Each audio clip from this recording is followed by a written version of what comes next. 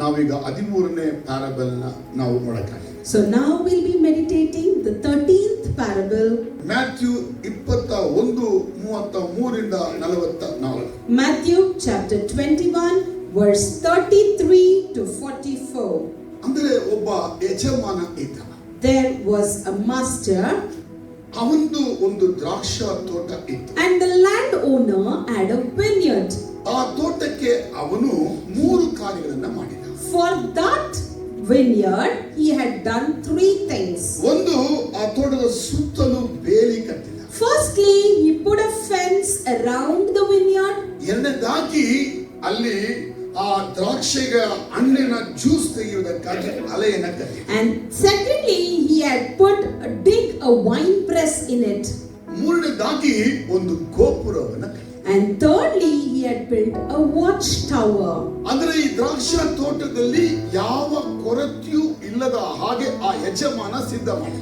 The master of the land had prepared everything so that nothing should lack in the vineyard. ಆಗ ತೋಟದಲ್ಲಿ ಅವನು ಕೆಲಸ ಮಾಡಲು ಅವನು ಇರೋದಿಲ್ಲ.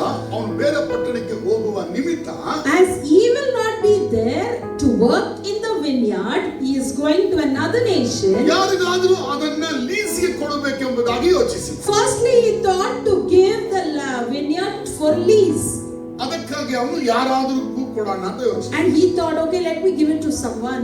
ಆಗ ಒಂದು ಸಮಾಜದವರು ಬಂದು ನಮಗೆ ಇದು ಲೀಸ್ ಕೊಡಿ ಎಂಬುದಾಗಿ ಕೇಳಿದರು. And at that time, one group of people came and asked, okay, give us this for ಅವರು lease. ದ್ರಾಕ್ಷಾ ತೋಟದಲ್ಲಿ ಕೆಲಸ ಮಾಡಕ್ಕೆ ತಿಳಿದಿರು. They were the people who knew to work in the vineyard. ಅವರಿಗೆ ಅವನು ಎಲ್ಲವನ್ನ ಹೇಳಿಕೊಟ್ಟ. And he taught them everything. ಅವರಿಗೆ training ಎಲ್ಲ ಕೊಟ್ಟ. He gave them training. ಅವರಿಗೆಲ್ಲನೂ ಕೂಡ ಸೌಕರ್ಯ ಮಾಡಿಕೊಟ್ಟ. All the facilities he made. ಆದರೆ ಒಂದು ಮಾತು ಹೇಳಿದ. But one thing he said, ನಾನು ಹೋಗ್ತಾ ಇದ್ದೀನಿ, I'm going ನಾನು ಬರೋದಿಲ್ಲ, and I will not come.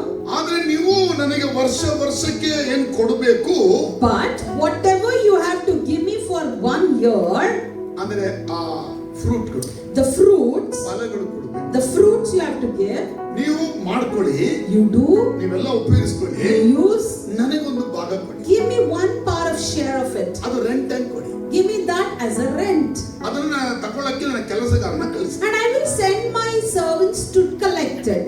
ಆಗ ಆ ಕಾಲಗಳು ಮುಗಿದು ಈಗ ಅದು harvest time. And now the days of everything is done, and now they have approached the harvest time. ಆ ಟೈಮ್ ಅಲ್ಲಿ In that time, ಸೇವಕರನ್ನ ಕಳಿಸಿ. he sends his servants. ಯಜಮಾನ ಬರಲೇ ಇಲ್ಲ. The master didn't come, ತನ್ನ ಹಾಳನ್ನ ಕಳಿಸಿ. whereas he has sent his servant there ಕೆಲಸಗಾರದ rent ಇಸ್ಕೊಂಬ ಅಂತ. to collect the rent from the ಅಂದ್ರೆ ಹಣ್ಣುಗಳ people there, that is the fruits. ಆದ್ರೆ ಅವರು ಹಣ್ಣು ಕೊಡಿ. But they did not give the fruit.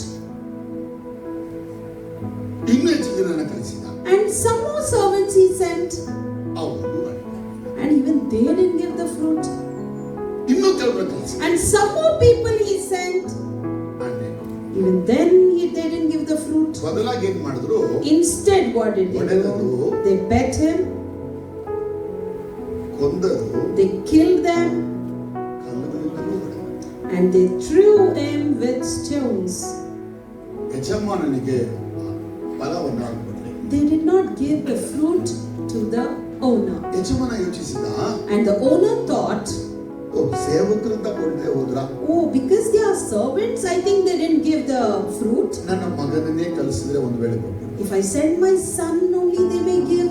ಅದಕ್ಕೆ ತನ್ನ ಮಗನನ್ನೇ ಆ ತೋಟಕ್ಕೆ ಆ ಫಲ ತೆಗೆದುಕೊಂಡು ಬರೋಕ್ಕಾಗಿ ಕಳಿಸಿ. Now the landowner is sending his own son to go and get the fruit from the vineyard. ಇವನೇ ತಾನೇ ಈ ದ್ರಾಕ್ಷಾ ತೋಟದ ಸ್ವಾಸ್ಥ್ಯಗಾರ. And now the people in the vineyard saw that he is the true heir of this vineyard. ಇವನನ್ನ ಏನ್ ಮಾಡೋಣ? So what shall we do now? ಹಿಡಿದು We'll catch him, ದ್ರಾಕ್ಷಾ ತೋಟದಿಂದ and from the vineyard ಹೊರಕ್ಕೆ ದೊಬ್ಬಿ we'll throw him out, ಒಂದು ಹಾಕೋಣ and ಅಂತೇಳಿ let us kill him. ಒಂದೇನ. And they killed him. ಯಾರನ್ನ? For whom? ಮಗನ. Son. ಈಗ ದ್ರಾಕ್ಷಾ ತೋಟದ ದಣಿಗೆ ಗೊತ್ತಾಯ್ತು. And now the owner of the land understood ಈ ಕೆಲಸಗಾರರು ಬಾಡಿಗೆದಾರರು ಮಾಡಿದ ಕಾರ್ಯ ಏನು? that what the act the tenants have done. ಈಗ ಯಜಮಾನ ಸುಮ್ಮನೆ ಇರ್ತಾನ? Will the owner be quiet now? ಸುಮ್ಮನೆ because they didn't give the fruit. ಕ್ರೂರವಾಗಿ ನಡೆದುಕೊಂಡು They behaved so wild. ಕೆಟ್ಟವರಾಗಿ ಕಾಣಿಸಿಕೊಂಡು They appeared to be bad. ಅದಕ್ಕೆ ಅವರನ್ನ ಸಂಹಾರ ಮಾಡಿ So to destroy them, ಯಾರು ಕಾಲ ಕಾಲಕ್ಕೆ ಹಣ್ಣು ಕೊಡ್ತಾರೆ who will give the fruit according to its time? ಅವರಿಗೆ ಆ ಹಣ್ಣನ್ನ ಕೊಡುವಂತ ವ್ಯಕ್ತಿಗೆ ಕೊಡ್ತಾರೆ. For such people, let me give my vineyard. ಎಷ್ಟು ಅರ್ಥ ಆಯ್ತು? How many of you understood this? Easy ಹೇಳಿ, It's very easy. ತುಂಬಾ ಕಷ್ಟ ಇಲ್ಲ. It's not difficult. It's a story. It's a story. ಎಲ್ಲ ಪ್ಯಾರಬಲ್ಗಳು ಸ್ಟೋರಿ ಆಗಿರುತ್ತೆ. All the parables are like story. ಪರಲೋಕದ ವಿಷಯಗಳನ್ನ ದೇವರು ಹೇಳುವುದಕ್ಕೆ To tell the things of heaven, ನಮ್ಗೆ ಅರ್ಥ ಆಗಲ್ಲ ಅಂತ ಹೇಳಿ because we will not understand it. ನಮ್ಗೆ ಅರ್ಥ ಆಗಕ್ಕಾಗಿ ಸ್ಟೋರಿ ಇರುತ್ತೆ. To make us understand, he is telling it in a form of a story. ಅದಕ್ಕೆ ಇಲ್ಲೊಂದು ಪರಲೋಕದ ವಿಷಯವನ್ನು ನಮ್ಗೆ ಹೇಳಕ್ಕಾಗಿದ್ದಾನೆ. And here also now he is telling us something in depth about the kingdom of God. ಅದಕ್ಕಾಗಿ ಈ story ಹೇಳ್ತಾ ಇದ್ದಾನೆ. For that he is telling the story. ಇಲ್ಲಿ ಯಜಮಾನ ಯಾರು? And who is the landowner? Father ತಂದೆ God. ಯಾರಂತ ದೇವರು. It's Father God. ದ್ರಾಕ್ಷ ತೋಟ ಅಂದ್ರೆ ಯಾರು? And which is the vineyard? Israel ದೇಶ. It is Israel. ಅಲ್ಲಿ ರೆಂಟಿಗೆ ಬಂದು ಕೂಲಿ ಮಾಡಕ್ಕೆ ಬಂದವರು ಯಾರು? And who are the tenants who came to work there? ಇಸ್ರಾಯೇಲರುಗಳು, ಫರಿಸಾಯರುಗಳು, ಶಾಸ್ತ್ರಿಗಳು, ಮಹಾಯಾಜಕರುಗಳು ಎಲ್ಲ ಯಹೂದ್ಯರು. They are the Israelites, the Pharisees, the scribes, the high priest, and all the Jews over there. ಬಂದ ಸೇವಕರುಗಳು ಯಾರು? And who are the servants who came? ಪ್ರವಾದಿಗಳು. They are the prophets. ಬಂದ ಮಗ ಯಾರು? And who is the son? Jesus Christ. It's Jesus. ಫಲ ಕೊಡ್ಲಿಲ್ಲ. ಯಾವ ಫಲ ಕೊಡ್ಲಿಲ್ಲ? The fruit was not given, and what was that fruit? ನೀತಿ ಮತ್ತು ನ್ಯಾಯದ ಫಲ ಕೊಡ್ಲಿಲ್ಲ. The righteousness and justice is the fruit.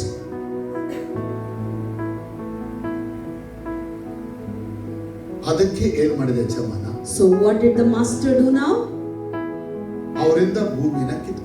They took the land. He took the land from them. ಅವರನ್ನು ಆ ಪಟ್ಟಣವನ್ನು ನಾಶ ಮಾಡಿದ. He destroyed them and the city. ಯಾರನ್ನ? ಯಾವ ಪಟ್ಟಣನ? And who and which city was destroyed?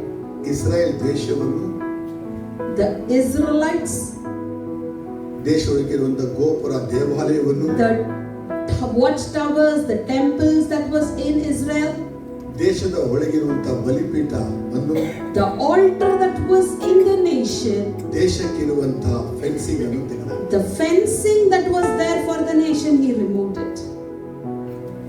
ಆ ಜನರನ್ನ ಓಡಿಸಿಬಿಟ್ಟ. And he put them out. ಇಸ್ರಾಯೇಲರನ್ನ ಭೂಮಿಯ ಕಟ್ಟ ಕಡೆಗೆ ತಂದು. And now he has put all the Israelites out to the ಈಗ ಫಲ ಕೊಡುವಂತ ಕೆಲಸಗಾರರಿಗೆ ರಾಜ್ಯ ಕೊಡ್ತಾ ಇದ್ದಾನೆ. And now he is giving the kingdom to the people who give the fruit. ಯಾರಿಗೆ ತೋಟ ಕೊಡ್ತಾ ಇದ್ದಾನೆ? For whom he is giving that vineyard? ಫಲ ಕೊಡಬೇಕು. You have to give the fruit. ಹಳೆಯವರಂತಲ್ಲ, ಹೊಸದು. It's not the old ones, the new ones. ಅದು ನಾವು. It's we, ಆತನ ಸಭೆ. his church. ಫಲ ಕೊಡಬೇಕು ಅಂತ ನಮ್ಮನ್ನ ಕೊಡ್ತಾರೆ ಅಂತ ನಂಬಿ ನಮ್ಮನ್ನ ತಂದಿದ್ದಾರೆ. He trusted that we will return the fruit to him, so only he has brought us here. ಫಲ ಕೊಟ್ಟಿಲ್ಲ ಅಂದ್ರೆ ಅವನ ಸಂಹಾರ ಮಾಡಿ ದೇಶ ನಾಶ ಮಾಡಿ ಅವನು ಹೊರ ಹಾಕಿರೋದು. Just because they did not give the fruit, he killed them, destroyed the nation, put them out. ಫಲ ಕೊಡ್ತೀವಿ ಅಂತ ನಂಬಿ ನಮಗೆ ಈಗ ಆ ತೋಟ ಕೊಟ್ಟಿದ್ದಾರೆ. Thinking that we will give the fruit, he has given the vineyard to us today. ಇನ್ನು ಫಲ ಕೊಟ್ರೆ ನಮಗೆ ಆ ತೋಟದಲ್ಲಿ ಇರಬಹುದು. If we give the fruit, ಎಲ್ಲ ಅನುಭವಿಸಬಹುದು. we can enjoy. ನಾವು ಸಂಹಾರ ಆಗಕ್ಕಿಲ್ಲ. We will not be ನಾಶ ಆಗಕ್ಕಿಲ್ಲ. we will not be ನಮ್ಮನ್ನ destroyed. ಪೂರಲು ಒಪ್ಪೋದಿಲ್ಲ. And he will even never put us out. ಅರ್ಥ ಆದವರು? If you have understood, ಅರ್ಥ ಆಯ್ತು. how many of you understood now? Jesus ಏನ್ ಹೇಳಕ್ಕೆ ಬರ್ತಾರೆ? So what is Jesus exactly telling? ಇದನ್ನು ತಿಳ್ಕೋಬೇಕಾದ್ರೆ ಸ್ವಲ್ಪ ಬ್ಯಾಕ್ ಗ್ರೌಂಡ್ ತಿಳ್ಕೋಬೇಕು. If you have to know this, you need to know the background now. என்ன படிச்சாலும் அதுக்கு பின்னால இருக்கிறத படிக்கணும். When you know something, you should know its background first. Background ತರ ಏನನ್ನು ತಿಳ್ಕೊಳ್ಳೋಣ. If you don't know the background, we will think something else. ಸುಮ್ಮನೆ ಸ್ವಲ್ಪ ಹಿನ್ನೆಲೆ ತಿಳ್ಕೋಬೇಕು ಅಂತ ಹೇಳಿ. We need to know the background. ಹಿನ್ನೆಲೆ ಏನು? So what is the background? ಇಸ್ರಾಯೇಲರಲ್ಲಿ among the Israelites, ಆ ದೇಶದ ದೊಡ್ಡ ದೊಡ್ಡ ಹಣವಂತರುಗಳು there were rich people in the nation. ಅವರು ತಮ್ಮ ದ್ರಾಕ್ಷಾ ತೋಟವನ್ನ ಇಸ್ರಾಯೇಲ್ ದೇಶದಲ್ಲಿ ಮಾಡ್ತಾ ಇದ್ರು. They were having their vineyards in Israel. ಅಂದ್ರೆ ಪ್ಯಾಲೆಸ್ಟೈನ್ ಅಂತಕ್ಕಂತ ಗಲೀಲಿ ಭಾಗದಲ್ಲಿ ಮಾಡ್ತಾ ಇದ್ರು. That is in the place called Palestine towards Galilee. They had their vineyards. ಯಾಕೆಂದ್ರೆ ಈ ಗಲೀಲೆಯ ಪಕ್ಕದಲ್ಲಿ ನೀರಿಗೆ ಎಲ್ಲ ಅನುಕೂಲ ಇರ್ತದೆ. They had their vineyard there because Galilee was there and easy water supply they used to get, so they had their vineyards. ಇವತ್ತಿಗೂ ಪೂರ್ಣ ಇಸ್ರಾಯೇಲ್ಗೆ ನೀರು ಕೊಡುವಂತ ಒಂದು ಪ್ರಾಂತ್ಯ ಅಂದ್ರೆ ಅದು ಗಲೀಲಾಯ. Today also the whole Israel is getting water. The main source is through Galilee. ಗಲೀಲೆಯ ಸಮುದ್ರ ಅಲ್ಲ, ಆದರೆ ಸಮುದ್ರ ರೀತಿಯಲ್ಲಿ ತೋರಿಸಲ್ಪಟ್ಟಿದೆ Bible. Galilee is not a sea, but it is shown like a sea. ಆದ್ರೆ ಅಲ್ಲಿ ಇರುವಂತ ನೀರು ಅಲ್ಲಿಗೆ ಬೇರೆ ಕಡೆಯಿಂದ ಬರುವ ನೀರು, And there the source of that water is come from somewhere else. ಅದನ್ನ ದೇಶದ ಎಲ್ಲಾ ಭಾಗದಲ್ಲಿ ಉಪಯೋಗಿಸ್ತಾರೆ ಇಸ್ರಾಯೇಲರಿಗೆ. And the whole Israelites are using it. ಯಾಕಂದ್ರೆ ಅದು ಅರಣ್ಯ ಪ್ರದೇಶ. Because it is a wilderness. ಮರಳುಗಾಡು. It is like a desert. ಯೇಸು ಕಾಲದಂತ ಆ ಯಜಮಾನರುಗಳು Now the landowners at that time, during the time of Jesus, ದೊಡ್ಡ ದ್ರಾಕ್ಷಾ ತೋಟಗಳನ್ನ they had big vineyards. ಎಲ್ಲ ರೀತಿಯಲ್ಲೂ ಚೆನ್ನಾಗಿ ಸಿದ್ಧ ಮಾಡಿ They were preparing everything. ಬೇರೆಯವರಿಗೆ ಲೀಸ್ ಕೊಟ್ಟು ಬೇರೆ ದೇಶಕ್ಕೆ ಹೋಗ್ತಾರೆ. And they used to rent it to others and go. ಅವರು ಆ ಕೆಲಸ ಮಾಡ್ತಾ ಇದ್ದಾರೆ. And the owner was not working there. ಆದ್ರೆ ಒಂದು ಕಾಂಟ್ರಾಕ್ಟ್ ಮಾಡ್ಕೊಳ್ತಾ ಇದ್ರು. But they used to make an agreement ಇಷ್ಟು ಬೆಳೆಯನ್ನ ನನಗೆ ತಿಂಗಳು ಆ ವರ್ಷಕ್ಕೆ ಕೊಡಬೇಕು. that so much fruit every month of that year you should give it to me. ಆ ಬೇಸಿಸ್ ಅಲ್ಲಿ ಯೇಸು ಸ್ವಾಮಿ ಈ ಸಾಮ್ಯ ಹೇಳ್ತಾರೆ. On that basis Jesus is telling this parable. ಹೆಸರಿಗೆ ಅರ್ಥ ಆಯ್ತು ಅಂತ. How many of you understood now? ಆ ದ್ರಾಕ್ಷಿ ತೋಟದ ಸುತ್ತಲೂ ಬೇಲಿ ಹಾಕಿದ. Now they have put fence around the vineyard. ಅಂದ್ರೆ ವಿನಿಯಾರ್ಡ್ ಅಂದ್ರೆ ಇಲ್ಲಿ ಇಸ್ರಾಯೇಲ್ ದೇಶ ತಾನೆ. So the vineyard, what did I tell? It is Israel. ಅಂದ್ರೆ ದೇವರ ಡಿವೈನ್ ಪ್ರೊಟೆಕ್ಷನ್ ಇತ್ತು. That is like a nation with divine protection. ಎರಡನೇದಾಗಿ ಅಲ್ಲಿ ಒಂದು ಈ ದ್ರಾಕ್ಷಿಗಳನ್ನ ಹಾಕಿ ಅಲ್ಲಿಂದ ಜ್ಯೂಸ್ ತೆಗೆಯುವಂತ ಸ್ಥಳ ಹಳ್ಳಗಳಿ ಮಾಡಿ. And secondly, in a vineyard there will dig a wine press where they'll press the wine and take. ಅದು ದೇವರ ವಾಕ್ಯ ಧರ್ಮಶಾಸ್ತ್ರ ಮತ್ತು alter. That wine press is represented to the laws and the altar. ಹೇಳೋದಾದ್ರೆ Jesus ತನ್ನ ರಕ್ತ ಸುರಿಸಿ ಶಿಲುಬೆಯಲ್ಲಿ ಮಾಡುವ ಕಾರ್ಯವನ್ನ ತೋರಿಸುತ್ತೆ. That represents and shows that Jesus and his work that is being done in the cross. ಆ ಟವರು ದೇವಾಲಯವನ್ನು ತೋರಿಸುತ್ತೆ. And that watchtower represents the temple of God. ಆದ್ರೆ ಈ ಇಸ್ರಾಯೇಲರು ಏನ್ ಮಾಡಿದ್ರೆ, And what did the Israelites do now? ಒಳ್ಳೆಯ ಫಲವನ್ನ ಕೊಡಲಿಲ್ಲ. They did not give good fruits, ಅವರು ಕೊಟ್ಟಿದ್ದು ಎಲ್ಲ ಕೆಟ್ಟ ಫಲ. whereas they gave all evil fruits. ಅಂದರೆ ದ್ರಾಕ್ಷಿ ತೋಟ ಕೊಟ್ಟ ಆ ಯಜಮಾನನಿಗೆ ಅವರು ನಂಬಿಗಸ್ತರಾಗಿ. That means they were not faithful to the landowner. ಯಜಮಾನನಿಗೆ ಮಾತಿಗೆ ಅವರು ವಿರುದ್ಧವಾಗಿ ನಡೆದರು. They just acted oppositely to the owner's words. ಇನ್ನೊಂದು ವಿಷಯ, And one more thing, ಯೇಸು ಸ್ವಾಮಿ ಹೊಸ ಸಾಮ್ಯ ಹೇಳಿಲ್ಲ. Jesus is not telling something new parable there. ಇದೇ ಸಾಮ್ಯವನ್ನ ಯೆಶಾಯ 5ರಲ್ಲಿ ಯೇಸು ಹೇಳಿದ. The same parable we'll see in Isaiah chapter 5. ಯೆಶಾಯ 5ನೇ ಅಧ್ಯಾಯದಲ್ಲಿ ಅಲ್ಲಿ ಒಂದು ಸಾಮ್ಯವನ್ನ ಹಾಡಾಗಿ ಹಾಡಿದ ಅವತ್ತು ಇದ್ದಂತ ಯೆಶಾಯ ಪ್ರವಾದಿ. On that day prophet Isaiah has sung in Isaiah 5 the same parable in the form of a song. ಅಲ್ಲಿ ಏನು ಹೇಳಲಾಗಿದೆಯೋ ಸೇಮ್ ಇಲ್ಲಿ ತೋರಿಸಲ್ಪಟ್ಟಿದೆ. And what is being said there exactly we see here. ಪದದಲ್ಲಿ ಒಂದು ಸಣ್ಣ ಪದ ಚೇಂಜ್ ಇರುವ ಅಷ್ಟೇ.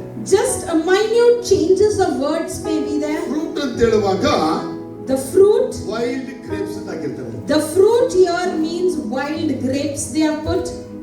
ಅದರ ಅರ್ಥ ಏನಂತ ಹೇಳಿದ್ರೆ, It means ಅದರಲ್ಲಿ ಸತ್ವ ಇಲ್ಲ, it has no nutrients, ಅದರಲ್ಲಿ ಹುಳಿ ಸೇರ್ಕೊಂಡಿದೆ ಜಾಸ್ತಿ, it is sour in taste, ಅಥವಾ ಯೂಸ್ಲೆಸ್ ಫ್ರೂಟ್ ಅಂತ. or we can say it's like a useless fruit. ಅಲ್ಲಿ ಯೆಶಾಯ ಹಾಡಿ ಏನು ಹೇಳಿದ್ನೋ ಅದೇ ಸೇಮ್ ಜೀಸಸ್ ಇಲ್ಲಿ ಹೇಳ್ತಾರೆ. What song Isaiah has sung in 5th chapter, the same thing Jesus is telling us in the form of a parable here. ಇದಕ್ಕೆ ಅರ್ಥ ಆಯ್ತು? How many of you understood now? ಇನ್ನು ಯೆರೆಮೀಯನು ಕೂಡ ಅದೇ ರೀತಿ ಮಾತಾಡಿದ್ದಾನೆ. Same way Jeremiah has also spoken. 4 ಕಡೆಯಲ್ಲಿ ವಿಷಯಗಳು. In 4 to 5 places we see the same subject. ಇದು ಸ್ವಲ್ಪ ಇನ್ಫಾರ್ಮೇಶನ್ ಇದೆ. This is just for your information. ಈಗ ನಾವು ಒಳಗೆ ಹೋಗ್ಬೇಕು. Now we have to go in depth of this parable. ಇದೇ ವಿಷಯಗಳು ಸತ್ಯವೇದದಲ್ಲಿ ಇನ್ನು ಕೆಲವು ಕಡೆ ಬರೆಯಲ್ಪಟ್ಟಿದೆ. In some more places we see the same content being written. ಮತ್ತಾಯನ ಸುವಾರ್ತೆಯಲ್ಲಿ ಮಾತ್ರ ಇಲ್ಲ. It is not only in Matthew. ನಮಗೆ ಇನ್ನು ಕೆಲವು ಭಾಗಗಳಲ್ಲಿ ಇದೇ ರೀತಿಯಾದ ಒಂದು ವಿಷಯಗಳು ಇದೆ ಎಂಬುದಾಗಿ ತೋರಿಸಲ್ಪಟ್ಟಿದೆ. In many parts of the scripture we can see the similar things. Mark 12ನೇ ಅಧ್ಯಾಯ 1 ರಿಂದ 12. In Mark chapter 12 verse 1 to 12. ಲೂಕ 20ನೇ ಅಧ್ಯಾಯ 9 ರಿಂದ 19. Luke chapter 20 verse 9 to 19. ಇಲ್ಲೆಲ್ಲ ಕೂಡ ಇದೇ ವಿಷಯ ಬರೆಯಲಾಗಿದೆ. We see the same things written there. ಇಲ್ಲಿ ಮೊದಲನೇದಾಗಿ Firstly, ಈ ತೋಟದ ಯಜಮಾನನ ಕುರಿತಾಗಿ ತಿಳಿಯಬೇಕು. we need to know about the owner of the land. ತೋಟದ ಯಜಮಾನ ಎಷ್ಟು ಒಳ್ಳೆಯವರು. The owner of the land is such a good person. ತೋಟದ ಯಜಮಾನ ಎಷ್ಟು ಪ್ರೀತಿ ಉಳ್ಳವರು. He is such a loving person. ತೋಟದ ಯಜಮಾನ ಎಷ್ಟು ಒಳ್ಳೆಯದನ್ನ ತೋಟಕ್ಕೆ ಮಾಡಿದ್ದಾನೆ. And how good things he has done for his land. ಮೊದಲನೇದಾಗಿ ಅವನು ಎಷ್ಟು ಒಳ್ಳೆಯವನು. Firstly, how good he is. ಒಂದು ತೋಟವನ್ನ ಮತ್ತೊಬ್ಬರ ಕೈಗೆ ರೆಂಟ್ಗೆ ಕೊಡುವಾಗ ಅದನ್ನ ಎಲ್ಲಾ ರೀತಿ ಸಿದ್ಧ ಮಾಡಿ. Firstly, when he is handovering his vineyard to others for rent, he is preparing everything. ಏನೇನ್ ಮಾಡ್ಕೊಟ್ಟ ಅವನು. What all did he do? ತೋಟದ ಸುತ್ತಲೂ ಅವನು ಫೆನ್ಸ್ ಹಾಕಿದ. He put a fence around the vineyard. ದ್ರಾಕ್ಷಿ ಹಲೆಗಳನ್ನ ಮಾಡಿ ದ್ರಾಕ್ಷಿ ಹಣ್ಣುಗಳನ್ನ ಹಾಕಿ ಅಲ್ಲಿನ ಜ್ಯೂಸ್ ಅನ್ನು ತೆಗೆಯಕ್ಕೆ ಮಾಡಿದ. He made a wine press so that they can extract the juice ಆ there. ತೆಗೆದ ಜ್ಯೂಸ್ ಗಳನ್ನ ಟವರ್ಗಳ ಒಳಗೆ ಹೋಗಿ ಸೇರಿಸಕ್ಕೆ ಅದನ್ನು ಕಟ್ಟಿಕೊಟ್ಟ. And he even built a watchtower so that they can preserve the juice that they have taken. ಇಷ್ಟೆಲ್ಲ ಯಜಮಾನ. The master has done all this. ಈ ಕೆಲಸಗಾರರ ಕೆಲಸ ಏನಂತ ಹೇಳಿದ್ರೆ, And now these servants, what they have to do? ಫಲಕಾಲದಲ್ಲಿ ಅವ್ರಿಗೊಂದು ಫಲ ಕೊಟ್ಟೆ ಸಾಕು. During the time of harvest, they have to give some amount of fruit to the owner. Investment ಮಾಡಿದ ಯಾರು. Who invests here? ಎಲ್ಲ ಯಜಮಾನ ಮಾಡಿ. The master invested everything and prepared. ಇವರು ಬಂದು ಕೆಲಸಕ್ಕೆ ಬಂದು ಕೆಲಸ ಮಾಡ್ತಾರೆ ಅಷ್ಟೇ. The tenants are coming, taking over the land and just working there. That's it. ಹಿಂಗೆ ಒಂದು ಕ್ಯಾಶ್ ಅಂಡ್ ಲೇಬರ್ ರೀತಿ ಮಾಡ್ತಾರೆ. We can see like they are like cash and labor. ಅವ್ರು ಬಂದು ಕೆಲಸ ಮಾಡಿ ಕೂಲಿ ಅವ್ರು ತಗೊಳ್ಳಿ ಹೆಚ್ಚಾಗಿ, ಇವರು ಸ್ವಲ್ಪ ಕೊಟ್ಟಿಸ್ತಾರೆ. They come work, let them take their labor more, but they have to give certain amount to the master. ಈಗಲೂ ಕೂಡ ಭೂಮಿ ಎಲ್ಲಾ ಕಡೆಗಳಲ್ಲಿ, ಯಾಕೆ ನಮ್ಮ ದೇಶದಲ್ಲಿ ಕೂಡ ಈ ರೀತಿ ಲೀಸ್ ಹಾಕೊಂಡಂತ ಅನೇಕ ವ್ಯವಸಾಯ ಮಾಡುವಂತ ರೈತರು ಉಂಟು. Even today, all over the world, even in our nation, we see many farmers who rent their land for lease or rent. ಆ ಪ್ರಕಾರವಾಗಿ ನೋಡುವಾಗ, Accordingly, when we see Israel ಜನಗಳಿಗೆ ದೇವರು for the Israelites, God ಒಂದು ದೇಶವಾಗಿ ಮಾಡಿದ. made it as a nation. ಅದಕ್ಕಿಂತ ಮುಂಚೆ ಅವರು ದೇಶವಾಗಿ ಇರಲಿಲ್ಲ. Before that, they didn't have their own nation. ಇಲ್ಲಿ ದೇಶವಾಗಿದ್ರು ಅವರು. Where were they having a nation? ಅಬ್ರಾಮನ ಕಾಲದಲ್ಲಿ ಅವರು ಅಲೆಮಾರಿಗಳಾಗಿದ್ದರು. During the time of Abraham, they were just wanderers. ಅವರು ಬೆಳೆದಂತ ಐಗುಪ್ತದಲ್ಲಿ ಗುಲಾಮರಿಗಳಾಗಿದ್ದರು. And when they were in Egypt, we see them in the form of slaves. ಆದ್ರೆ ದೇವರು ಅವರನ್ನ ಐಗುಪ್ತದಿಂದ ಬಿಡುಗಡೆ ಮಾಡಿ ಕಾನಾನ್ ದೇಶಕ್ಕೆ ತಂದು ಅಲ್ಲಿ ಅವರನ್ನ ದೇಶವಾಗಿ. But God delivered them from Egypt, brought them to Canaan, and made them to rise as a nation over there. ಇಂಥ ಒಂದು ಕೆಲಸವನ್ನ ದೇವರು ಯಾವುದಾದ್ರೂ ಕುಲಕ್ಕೆ ಮಾಡಿದಾನ? And did God do this to one tribe? ಮಾಡಿದ. Not for anyone. ನೋವನ ಸಂತತಿಯಿಂದ ಬಂದವರು 70 ಜನಾಂಗಗಳು. And 70 generations came through Noah. ಆ 70 ಜನಾಂಗದಲ್ಲಿ ಒಂದು ಜನಾಂಗವೇ ಈ ಅಬ್ರಾಮ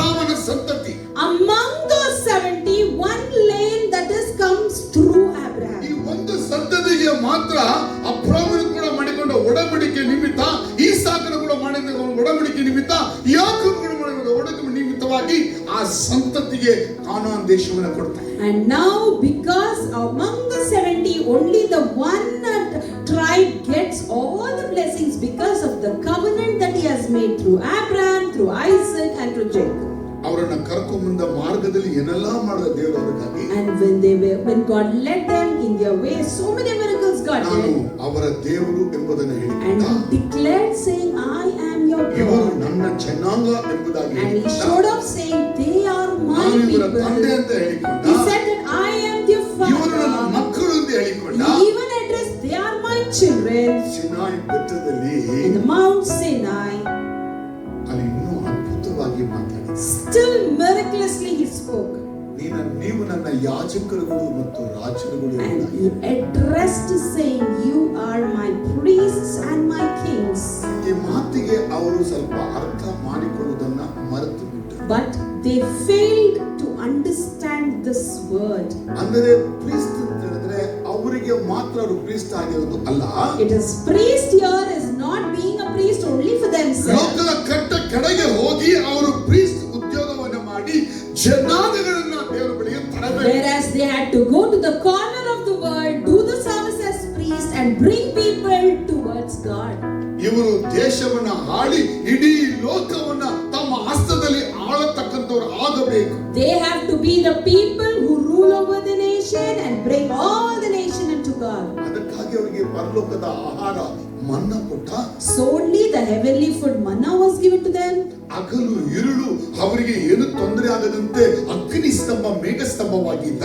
Day and night they should not have any problem, so he protected ಯಾವುದೇ them. ಶತ್ರುಗಳು ಅಪಾಯಗಳು ಅವರ ಮೇಲೆ ಬರದ ಹಾಗೆ ಅವರಿಗೆ ಬೆಂಕಿಯಾಗಿ ಸುತ್ತಲೂ ನಿಂತ್ಕೊಂಡು. In the form of the fire, he surrounded them so that the enemy may not attack them. ಅವರನ್ನು ಮೋಶೆ ಮತ್ತು ಯೆಹೋಶುವನ ಮುಖಾಂತರವಾಗಿ ಆ ಕಾನಾನ್ ದೇಶಕ್ಕೆ ಬಂದು ಸೇರಿಸಿದರು. Through Moses and Joshua, they led them towards Canaan. ಆ ದೇಶದಲ್ಲಿ ಇದ್ದಂತ 7 ಬಲಿಷ್ಠ ಸಂತತಿಗಳನ್ನ ಜಾತಿಗಳನ್ನ ಆ ದೇಶದಿಂದ ಒತ್ತು ಓಡಿಸಿ. And 7 mighty nations, he casted them out of that nation. ಅಂತ ದೇಶವನ್ನ ತನ್ನ ಜನಕ್ಕೆ ಕೊಟ್ಟ. Such nation God gave to his people. ನಿನ್ನನ್ನು ಮುಟ್ಟುವವರು ನನ್ನ ಕಣ್ಣು ಗುಡ್ಡಿನ ಮುಟ್ಟುತ್ತಾರೆ ಎಂಬುದಾಗಿ. And he even said, one who touches you touches the apple of my eye. ಹಾಗೆ ಇಸ್ರಾಯೇಲ್ ಮುಟ್ಟಿದ ಜನಾಂಗವನ್ನ ದೇವರು ನಾಶ. Similarly, any generation, any people that touched Israel, God destroyed them. ಆ ದೇಶಕ್ಕೆ ಬೇಕಾದ ಆಹಾರ ಕೊಟ್ಟ. He gave food for the nation. ಆ ದೇಶಕ್ಕೆ ಬೇಕಾದ ಅನುಕೂಲ He ಮಾಡಿಕೊಟ್ಟ. made all the facilities for that nation. ಆ ಜನಾಂಗಕ್ಕೆ ಬೇಕಾದ ದೈವ ಜ್ಞಾನ ಕೊಟ್ಟ. He gave divine wisdom for those ಆ people. ದೇಶಕ್ಕೆ ಬೇಕಾದ ಎಲ್ಲಾ ಸವಲತ್ತುಗಳು He ಮಾಡಿಕೊಟ್ಟ. made all the facilities that is required for the nation. ಇಸ್ರಾಯೇಲರು ಅಂದರೆ ದೇವರ ಸಂತತಿ, ದೇವರ ಜನಾಂಗ, ಅದು ಯಾವ ಕೊರತೆ ಇಲ್ಲಂಗೆ ಮಾಡಿದ. Israelites means God's generation, and they would not lack anything. ಪ್ರಪಂಚದಲ್ಲಿ ಎಲ್ಲಿಯೂ ಕೂಡ ನಾನು ದೇವರು ಹೇಳುವಂತ ದೇವರೇ ಇಲ್ಲ.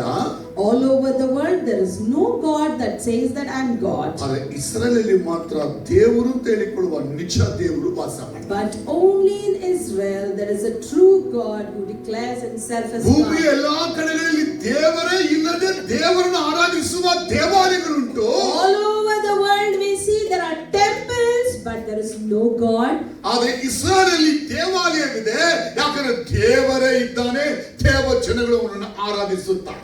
And in Israel we see there's no temple, whereas God himself is there and people are worshipping God there. ಆ ದೇವರು ಯಾರಂದ್ರೆ ಭೂಮಿ ಆಕಾಶವನ್ನು ಉಂಟು ಮಾಡಿದ ಸರ್ವಶಕ್ತನಾದಂತ. And if you ask me who is that God, he is the almighty God who created the heavens and the earth. ಎಲ್ಲವನ್ನ ತನ್ನ ಜನಕ್ಕೆ ಒದಗಿಸಿದ. He supplied everything to his people.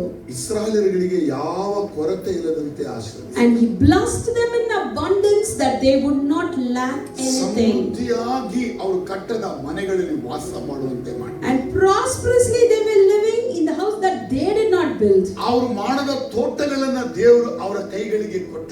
And the vineyard that they had not made, God gave it into their hands. ಇಷ್ಟೆಲ್ಲ ದೇವರು ಮಾಡಿದ ಯಾಕಂದ್ರೆ Why God did all this? ದೇವರಿಗೆ ಅವ್ರ ಮೇಲೆ ಬಹಳ ಪ್ರೀತಿ. because God loved them abundantly. ನಾ ಯಾರನ್ನು ಪ್ರೀತಿಸುತ್ತೇನೆ, Whom I love, ನಾ ಯಾರನ್ನು ಕರುಣಿಸುತ್ತೇನೆ, whom I show mercy. ಅದು ದೇವರು ತನಗೆ ಇಷ್ಟದಂತೆ ಮಾತಾಡಿದ್ದಾನೆ. And God spoke according to His ನಾ will. ಯಾರನ್ನ ಕಠಿಣ ಮಾಡ್ಕೊಳ್ತೇನೆ, To whom I be hard, ನಾ ಯಾರನ್ನು ಕರುಣಿಸೋದೇ ಇಲ್ವೋ and to whom I will not show my ನನ್ನ mercy. ಇಷ್ಟ ಅಂತಾನೆ ಹೇಳ್ಕೊಡ್ತೀನಿ. Even that is my wish, he says. ಯಾಕೋಬನನ್ನು ಪ್ರೀತಿಸಿದೆ, I love Jacob, ಏಸಾವನ್ನ ಹಾಗೆ and ಮಾಡಿದೆ. I hated Esau.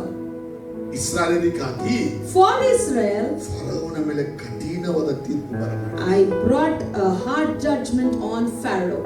ಈ ಎಂಟೈರ್ ಬೈಬಲ್ ಅಲ್ಲಿ ನೋಡುವಾಗ ನೀವು If you see the entire Bible, Israel ದೇಶ, Israel, ಇಸ್ರಾಯೇಲರು Israelites ದೇವರಿಗೆ ಬೇಕಾದವர்களಾಗಿ, are God's wanted people. ಆದ್ರೆ ಇಸ್ರಾಯೇಲರು ಏನ್ ಮಾಡಿದ್ರು? But what did the Israelites do to God? ಇದುವರೆಗೂ ದೇವರು ಮಾಡಿದ್ದೇನು? Till now, what did God do? ಯಾವುದು ಇಸ್ರಾಯೇಲರು ಮಾಡಲೇ ಇಲ್ಲ. The Israelites didn't do anything. Abraham ದೊಡ್ಡ ಮನುಷ್ಯನಾಗಿದ್ರು ಯಾರಿಗೂ ಮನೆ ಕಟ್ಕೊಡ್ಲಿಲ್ಲ. Abraham, even though he was such a rich person, he didn't build house to anyone. ತನ್ನ ಸಂತತಿಗೆ ತೋಟಗಳು ಮಾಡಲೇ He ಇಲ್ಲ. didn't have the riches for his generation also. ಅವನ ಆಸ್ತಿ ಎಲ್ಲೋ ಮೂಲೆಯಲ್ಲಿ ಸ್ವಲ್ಪ ಇತ್ತಷ್ಟೇ. His riches were somewhere in one corner. ಅಬ್ರಹಾಮನ ಕರೆದ ದೇವರು ಅಬ್ರಹಾಮನಿಗೆ ನಂಬಿಗಸ್ತನಾಗಿ ಆ ಜನಾಂಗಕ್ಕೆ ಬೇಕಾದ ಎಲ್ಲವನ್ನು. But the God who called Abraham was faithful to Abraham, and he did everything for his ದೇವರ generation. ಕರುಣೆ ನೋಡಿ ಈಗ. You see the mercy of God. ದೇವರ ಪ್ರೀತಿ ನೋಡಿ. You see the love of ದೇವರ God. ಮನಮರುವಿಕೆ ನೋಡಿ. You see the compassion ದೇವರ of ಸಹಾಯ God. ನೋಡಿ. You see the help ದೇವರ of ಆಶೀರ್ವಾದ God. ನೋಡಿ. You see the blessing ದೇವರ of God. ಅನುಗ್ರಹ ನೋಡಿ. You see the facilities ದೇವರ of God. ರಕ್ಷಣೆ ನೋಡಿ. You see the salvation ದೇವರ of God. ಅದ್ಭುತಗಳನ್ನು ನೋಡಿ. And you see the miracles of God. ಈ ಬೆಳಗಿನ ಸಮಯದಲ್ಲಿ ಕೂಡ In this morning time, ದೇವರು ನನ್ನ ಜೀವನದಲ್ಲಿಯೂ ನಿಮ್ಮ ಜೀವನದಲ್ಲಿ ಎಷ್ಟು ಒಳ್ಳೆಯವನಾಗಿದ್ದಾನೆ. you see how good God is in my life and in your life. ನಮ್ಮ ಬಾಯಿಂದ ನಾವು ಇವತ್ತು ಹೇಳ್ಬೋದು, We can always tell this, ದೇವರು ಒಳ್ಳೆಯವನು, that God is good. ಒಳ್ಳೆಯದನ್ನೇ ಮಾಡುತ್ತಾನೆ. He does only good things.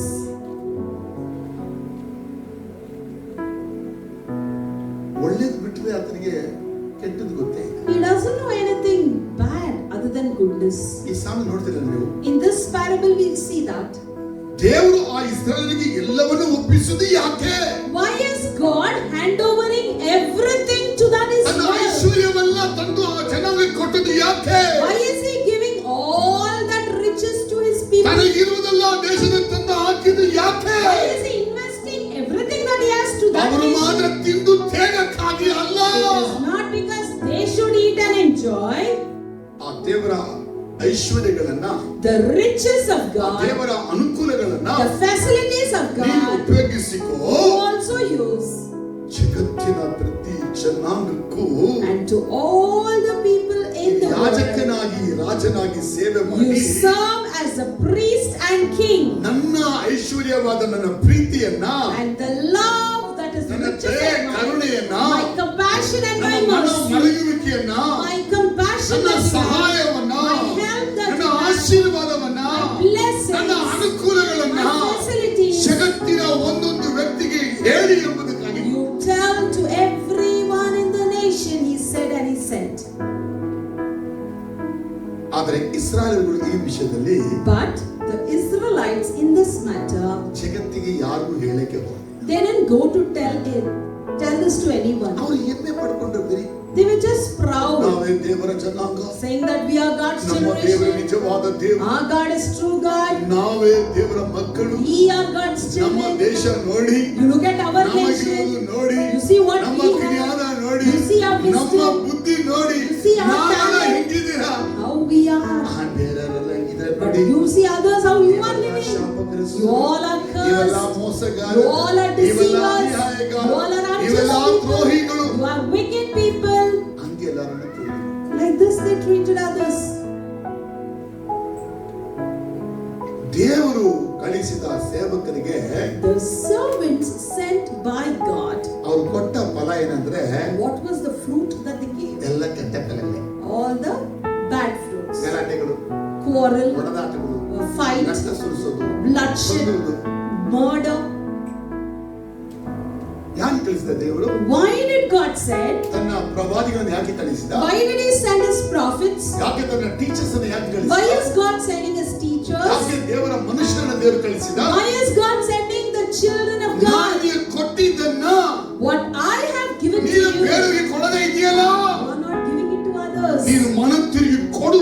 Repent and give. ನೀನು ಒಬ್ಬನ ರಾಜ್ಯಕ್ಕೆ ಬರಬೇಕಾದದ್ದು. It's you ಈ only to come to my ಜಗತ್ತಿನ kingdom. ಜನಾಂಗಗಳು ನನ್ನ ರಾಜ್ಯಕ್ಕೆ ಬರಬೇಕು. The whole world should come to my kingdom. ಆದರೆ Israel ಸ್ವಾರ್ಥವಾಗಿ But Israel was selfish, ಲೋಕವನ್ನ ಅಸಡ್ಡೆ ಮಾಡಿ rejected the ದೇವರ word, ಮಾತನ್ನು ತಳ್ಳಿ ಹಾಕಿ rejected the word of God, ದೇವರನ್ನು ತನಗಾಗಿ ಮಾತ್ರ ಉಪಯೋಗಿಸಿಕೊಂಡಿದ್ದಾರೆ. and they used what is of God only for themselves. ಅದೇ ಒಕ್ಕಲಿಗರು ಆ ತೋಟದ ಎಲ್ಲಾ ಫಲ ಅವರೇ ತಿನ್ಬಿಟ್ರು. That is, the tenants, they themselves ate all the fruit of ದೇವರಿಗೆ that. ಕೊಡಬೇಕಾದ ಫಲ ಅವರು ಕೊಡ್ಲೇ ಇಲ್ಲ. They did not give the fruit that they were supposed to give it to the God. ದೇವರಿಗೆ ಕೊಡ್ಲೇ ಇಲ್ಲ. They didn't give God. ಅಂದ್ರೆ ಲೋಕಕ್ಕೆ ಹೇಳಬೇಕಾಗಿತ್ತು ಯೆಹೋವನೇ ದೇವರು ಅಂತ ಹೇಳಿ. They had to declare the world saying Jehovah is God. They didn't do that. ಜಗತ್ತಿಗೆ ಹೋಗಿ ಸೇವೆ ಮಾಡಬೇಕಾಗಿತ್ತು, ಸೇವೆ ಮಾಡಲಿಲ್ಲ. They had to go to the universe and minister. ಯೆಹೋವನು ಒಬ್ಬನಿದ್ದಾನೆ.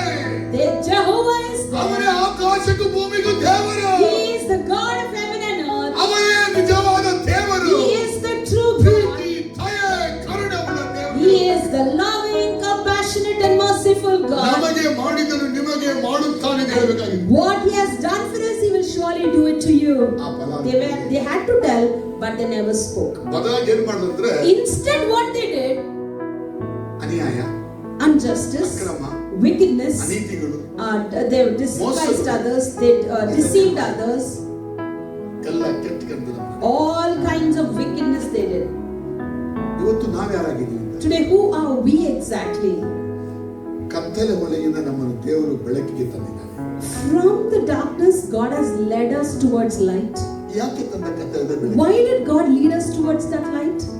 ದೇವರ ಅತಿಶಯವಾದಂತ ಆಶೀರ್ವಾದಗಳನ್ನ The mighty blessings of God, ನಾವು ದೇವರನ್ನು ಅರಿಯದ ಜನರಿಗೆ ಹೇಳಕ್ಕಾಗಿ ಬಂದಿದ್ದೀವಿ. we should declare it to the Gentiles. ಅರ್ಥ ಆಗ್ಲಿಲ್ಲ? I think you didn't understand. ನೀವು ಯಾರಂತ? Who are you? ದೇವರು ಆದುಕೊಂಡ ಜನಾಂಗ, You are the generation chosen by Raja God, ವಂಶಸ್ಥರು, the kingly generation, ಪರಿಶುದ್ಧ ಜಾತಿ, the holy ದೇವರ people, ಸ್ವಕೀಯ ಜನ. God's own people. ಚೆಕ್ ಮಾಡ್ಬೇಕು. Please check yourself. ಇಸ್ರಾಯೇಲ್ ಏನ್ ಮಾಡಿದ್ರು? What Israelites did? ಎಲ್ಲ ಇಸ್ಕೊಂಡು ಏನ್ ಮಾಡಿದ್ರು? What did they take everything and do? ಈಗ ನೀವು ಅವರ ಸ್ಥಳದಲ್ಲಿ ಬಂದು ನೀವು ನಿಂತಿದ್ದೀರಿ. And now you are standing in their ಈಗೆಲ್ಲ place. ನೀವು ಇಸ್ಕೊಳ್ತಾ ಇದ್ರಲ್ಲ ನೀವು. And now you are taking everything. ಇಸ್ರಾಯೇಲ್ಗೆ ಕೊಡಲ್ಪಟ್ಟಿದೆ, ಎಲ್ಲ ನಿಮಗೆ ಕೊಡಲ್ಪಟ್ಟಿದೆ. Whatever was given to Israel was given to you. ನಾವು ಹೇಳ್ತೀವಿ ದೇವರೇ ನಾವು ಯಾಜಕರುಗಳು, And we will tell Lord, we are priests, we are kings. ನಮ್ಮನ್ನು ಸಂಪಾದನೆ ಮಾಡಿದ್ರು. You have earned this through your blood. ಇದೆಲ್ಲ correct. God said everything is correct. ನೀನು ದ್ರಾಕ್ಷ ತೋಟನೇ, You are a vineyard. ನೀನೆಲ್ಲಾನು correct. You are doing everything correctly. ನೀನು ಫಲ ಕೊಡ್ತೀಯ. But are you bearing fruits? Are you giving the fruits? ದೇವರ ಎಲ್ಲಾ ಒಳ್ಳೆಯದನ್ನ ಹೊಂದಿರುವಂತ ದೈವ ಮಕ್ಕಳೇ, And God's children over here who have received all goodness from God, ಈ ಕೊಟ್ಟ ದೇವರ ದೇಹ, ಈ ಕೊಟ್ಟ ದೇವರ ಪ್ರೀತಿ, ಈ ಕೊಟ್ಟ ದೇವರಂತ ಕರುಣೆಗಳನ್ನ ಅರಿಯದ ಜನಗಳಿಗೆ ಹೇಳ್ತಾ ಇದ್ದೀವಿ. are we declaring the God who has given everything to the Gentiles? ಅಥವಾ ಹೇಳ್ದೇನೆ ಸುಮ್ಮನೆ ಇದ್ದೀವಿ? Or are we keeping quiet without telling about our God? ದೇವರ ಐಶ್ವರ್ಯವೆಲ್ಲ ಪಡ್ಕೊಂಡ್ಬಿಟ್ಟು We receive- ನಾವು ಐಶ್ವರ್ಯರಾಗಿ We receive all the riches from God, we become rich now, ಜನಗಳು ಬಡವರೇ ಆಗ್ಲಿಕ್ಕಾಗಿ ನೋಡ್ತಾರೆ. and we are seeing others should be always poor. ದೇವರ ಐಶ್ವರ್ಯಗಳನ್ನ ಮತ್ತೊಬ್ಬರಿಗೆ ಕೊಡಕ್ಕೆ ನಾವು ಬಯಸೋದು. We should be the people who wish to give the riches of God to others. ಇಸ್ರಾಯೇಲರು ಮಾಡಿದ್ದೇ ಇವತ್ತು ನಾವು ಮಾಡೋ ರೀತಿಯಲ್ಲಿ ಬಂದ್ಬಿಟ್ಟಿದ್ದೀವಿ. See, we are in the condition like what Israelites have done, we are doing the same now. ಯಾಕಂದ್ರೆ ನಮ್ಮಲ್ಲಿ ಕೂಡ ಏನಿಲ್ಲ, Because even in us, ಫಲ ಇಲ್ಲ. we don't have fruit.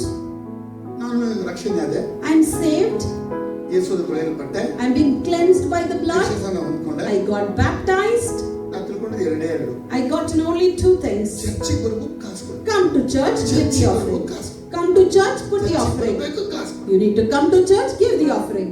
ಯಾಕೆ ಚರ್ಚಿಗೆ ಬರ್ಬೇಕು, ಯಾಕೆ ಕಾಸು ಕೊಡ್ಬೇಕು? Why should you come to church and why should you give the offering? ಚರ್ಚಿಗೆ ಬಂದ್ರೆ ಪರಲೋಕ, If you come to church, you'll go to heaven. ಕಾಸು ಕೊಟ್ರೆ ಕಾಸು ಕೊಡ್ತಾರೆ. If you give money, God will give you money. ಇದನ್ನ ಯೇಸು ಹೇಳಿಲ್ಲ. Jesus never spoke like this. ಚರ್ಚಿಗೆ ಬರಬೇಡ ನೀನು. He said, you don't come to church instead. ಕಾಸು ಕೊಡು. You don't even give your money. ಕೊಡಬೇಕಾದ್ರು ಒಂದು ಮಾತ್ರ ಇದೆ. You have to give only one thing. ಜಗತ್ತಿಗೆಲ್ಲ ಹೋಗಿ Go to the world ಸುವಾರ್ತೆ ಸಾರು. and share the gospel. ನಂಬುವವರಿಗೆ And those who believe, ದೀಕ್ಷಾಸ್ನಾನ. you baptize. ಇದೇ ದೇವರ ಐಶ್ವರ್ಯದಲ್ಲಿ ದೊಡ್ಡ ಐಶ್ವರ್ಯ. That is the biggest riches in God's riches. ಆದ್ರೆ ದೇವರ ಮಕ್ಕಳು ಇವತ್ತು ನಾವು ತುಂಬಾ ಹುಷಾರಾಗ್ತೀವಿ. But today we God's children have become very careful. ನಮ್ಮ ದೇವರು My God. ನಮ್ಮ ದೇವರು ಯಾಕೆ ಹೇಳಿಲ್ಲ? Why can't we say our God? ಈಗ ಜವ ಹಿಡ್ಕೊಂಡಿಲ್ವಾ? ಮೈ ಗಾಡ್ ಅಂದ್ರಿಗಿಲ್ಲ, ಅವರ god ಅಂದ್ರಿಗಿಲ್ಲ. Will you say my God in your prayers or will you say our God? ನಮ್ ದೇವರು ನಮ್ ದೇವರು ನಮ್ ದೇವರು ಅವ್ರಿಗೆ ಕೊಂಡಾಟ. And many will say it's my God, my God. ನಮ್ಮ ದೇವರು ಅಂತ ಹೇಳ್ಬೇಕಪ್ಪ. You should address as our God. ನನ್ನ ದೇವರು ಮಾತ್ರ ಅಲ್ಲ. It is not only my God. ಜಗತ್ತಿಗೆಲ್ಲ ಆತನ ಮಾತ್ರನೇ ದೇವರು. He is the only God to the universe. Our Father in heaven ಅಂದ್ರ. So our Father in heaven. My Father in heaven ಅಂದ್ರ. God, did Jesus say my Father in heaven? ನಾವು Israel ಮಾಡಿ ಕೊಂಚ ತಡ ಮಾಡಿ ಬಿಟ್ಟು. So today we are misled and being led like the Israelites. ರಕ್ಷಣೆ ಹೊಂದಿಕೊಂಡೆವು. We receive that salvation. ಕೃಪೆ ಹೊಂದಿಕೊಂಡೆವು. We receive the grace. ಆಶೀರ್ವಾದ We ಹೊಂದಿಕೊಂಡೆವು. receive the ಏನು blessings. ಇಲ್ಲದ ಪರಿಸ್ಥಿತಿಯಿಂದ ಎಲ್ಲಾ ಇರುವ ಪರಿಸ್ಥಿತಿಗೆ ಬಂದ್ವಿ. We were empty-handed and today our hands are full. ಜೋಲಿಯಾಗಿದ್ದೀವಿ. And now we are enjoying. ನಮಗೆ ಮತ್ತೊಂದು ಆತ್ಮ ರಕ್ಷಣೆ ಆಗೋದ್ರಲ್ಲಿ ನಮಗೆ ಸಂತೋಷವೂ ಇಲ್ಲ, ಇಷ್ಟನೂ ಇಲ್ಲ. We are least bothered about others' salvation, nor we are happy about others' salvation. ನನಗೇನುತ್ತದೆ Israel ಅಂತ ನಾನು ದೇವರ ಮಗನಾಗ್ಬಿಟ್ಟೆ. What I think is like the Israelites, I have become the son of God or daughter of God. The kingdom is belonging to me now. ಅವರಿದ್ದಾಗೆ ನಾವು ಇರ್ತೀವಿ. Like that they were, and even today we have become like that. ಆದರೆ ದೇವರ ಪ್ರೀತಿ ಏನಿರ್ತದೆ? But what does the love of God tells? ದೇವರು ನಮ್ಮ ಮೇಲೆ ಪ್ರೀತಿ ಇತ್ತ ಅಂತ ಹೇಳಿದ, ದೇವರು ಲೋಕದ ಮೇಲೆ ಪ್ರೀತಿ ಇತ್ತ ಅಂತ ಹೇಳಿದ. Did God tell God loved the world or did he say God loved you? ದೇವರು ನನ್ನ ಮೇಲೆ ಪ್ರೀತಿ ಇಟ್ಟು ತನ್ನ ಮಗನನ್ನ ಕಳಿಸಿ ನನಗೆ ರಕ್ಷಣೆ ಆಗಿಕ್ಕೆ ಮಾಡ್ದ, ಹಂಗ ಇದೆಯಾ? Is the word saying God loved you and gave his son? No. ದೇವರು ಲೋಕದ ಮೇಲೆ ಪ್ರೀತಿ ಇಟ್ಟು God loved the world ತನ್ನ ಒಬ್ಬನೇ ಮಗನನ್ನ ಕೊಟ್ಟ. and he gave his only begotten son. ನಂಬುವ ಒಬ್ಬನಾದರೂ ನಾಶವಾಗದೆ. And not even one who believes will ಅವನು perish. ನಿತ್ಯ ಜೀವ. They will receive eternal life. Salvation not only for me. The salvation is not reserved only for me. ನನಗೆ ಮಾತ್ರ ರಕ್ಷಣೆ ಅಲ್ಲ. It's not only for ನನ್ನ me. ಇಡೀ ಕುಟುಂಬಕ್ಕೆ ರಕ್ಷಣೆ. The salvation is for my ನನ್ನ family. ಸಮುದಾಯಕ್ಕೆ ರಕ್ಷಣೆ. Salvation for my ನನ್ನ city. ಜಾತಿಗೆ ರಕ್ಷಣೆ. Salvation for my ನನ್ನ religion. ಜಗತ್ತಿಗೆ ರಕ್ಷಣೆ. Salvation for the universe. Jesus is for whole world. Because Jesus is for the entire world. ಯೇಸು ಲೋಕಕ್ಕೆ, Jesus is the God of ಇಡೀ this world. ಮನುಕುಲಕ್ಕೆ, He is the God of mankind. ಆಕಾಶದ ಕೆಳಗೆ ಭೂಮಿಯ ಮೇಲೆ ರಕ್ಷಣೆ ಯೇಸು ನಾಮದಲ್ಲಿ ಎಲ್ಲ ಜನರಿಗೆ ಕೊಡಲ್ಪಡುತ್ತದೆ. And above, below the heaven, above the earth, the salvation is given to all the people by God. Israel ಎಲ್ಲ ಪಡ್ಕೊಂಡು ಹೆಂಗೆ ಬಿಟ್ಬಿಟ್ರು. Now the Israelites, they received everything and how they left it off. ಯಾರು ಕೊಡ್ಲೇ ಇಲ್ಲ. They didn't give it to others. ಪಡ್ಕೊಂಡ್ಬಿಟ್ಟೆಲ್ಲ ನಾವೇ ಇಟ್ಕೊಂಡ್ಬಿಟ್ಟು ಯಾರು Today even we have become like that. We receive, we are not giving, we are keeping it. ಇದು ಇವಾಗ ನಮ್ಮ ಲೆಕ್ಕಾಚಾರ ಕಾಸು ಎಷ್ಟು ಬರುತ್ತೆ, ಕಾಸು ಎಷ್ಟು. Our calculation is what is the incoming money and what's the ಉಗ್ರ outgoing. ಬಂತ, ಚೈನ್ ಬಂತ, ಉಗ್ರ ಬಂತ. Did we get the chain or the ring or what? ಮನೆ ಬಂತ. Did we increase in the house? Did we get the house? ಯಾವಾಗಲೂ ಪಾರ್ಟಿನ. Do we have party every day or ಟ್ರಿಪ್ಪ ಈ ಟ್ರಿಪ್ಪ. do we have this trip or that trip? ನಾವೆಲ್ಲಿ ಹೋಗ್ತಾ ಇದೀವಿ ಅಂತ. Where are we going now? ನಾವು Israel ಒಂದೇ ಆಗ್ಬಿಟ್ವಾ, ಬೇರೆ ಆಗಿದ್ದೀವಿ. We and Israel, are we the same or are we different? ಅವರನ್ನು ಲೆಕ್ಕ ಕೇಳಿದವರು ನಮ್ಮನ್ನು ಲೆಕ್ಕ ಕೇಳಲ್ವಾ? The God who asked account to them, will he not ask us? ಆದ್ರೆ ಆ ಜನ ದೇವರನ್ನ ಬಿಟ್ಟು ದೂರ ಹೋಗ್ತಾ ಇದ್ರು. But that people, they were leaving God and they were going far away. ತನ್ನ ಸೇವಕರನ್ನು ಕಳಿಸಿದಾಗಲೂ ಆ ಸೇವಕರಿಗೆ ಹಿಂಸೆ ಮಾಡಿದಾಗ, Even though the servants were sent, the servants were persecuted. ಸತತವಾಗಿ ದೇವರು ತನ್ನ ಸೇವಕರ ಸಂಖ್ಯೆ ಹೆಚ್ಚಿಸಿ ಕಳಿಸಿದ. God continuously sent one after the other servant. ಇದು ಅವರ ಅಧಿಕವಾದ persistent love. That we can call it as his persistent love. ನೀನ್ ಬಿಟ್ಟು ನಾ ಬಿಡಲ್ಲ ಅಂತ. Even if you live, I will not leave you. Israel ಬಿಟ್ಟು ನಾ ಬಿಡಲ್ಲ ನಿನ್ನ. Israel, you may leave me, but I will not leave you. I will not leave you. ಅಚ್ಚಸ್ಕೊಂಡೇ ಬರುವಂತ He is chasing the chasing love. ದೇವರು ನಮ್ಮ ಚಿಂತೆ ಮಾಡ್ತಾರೆ.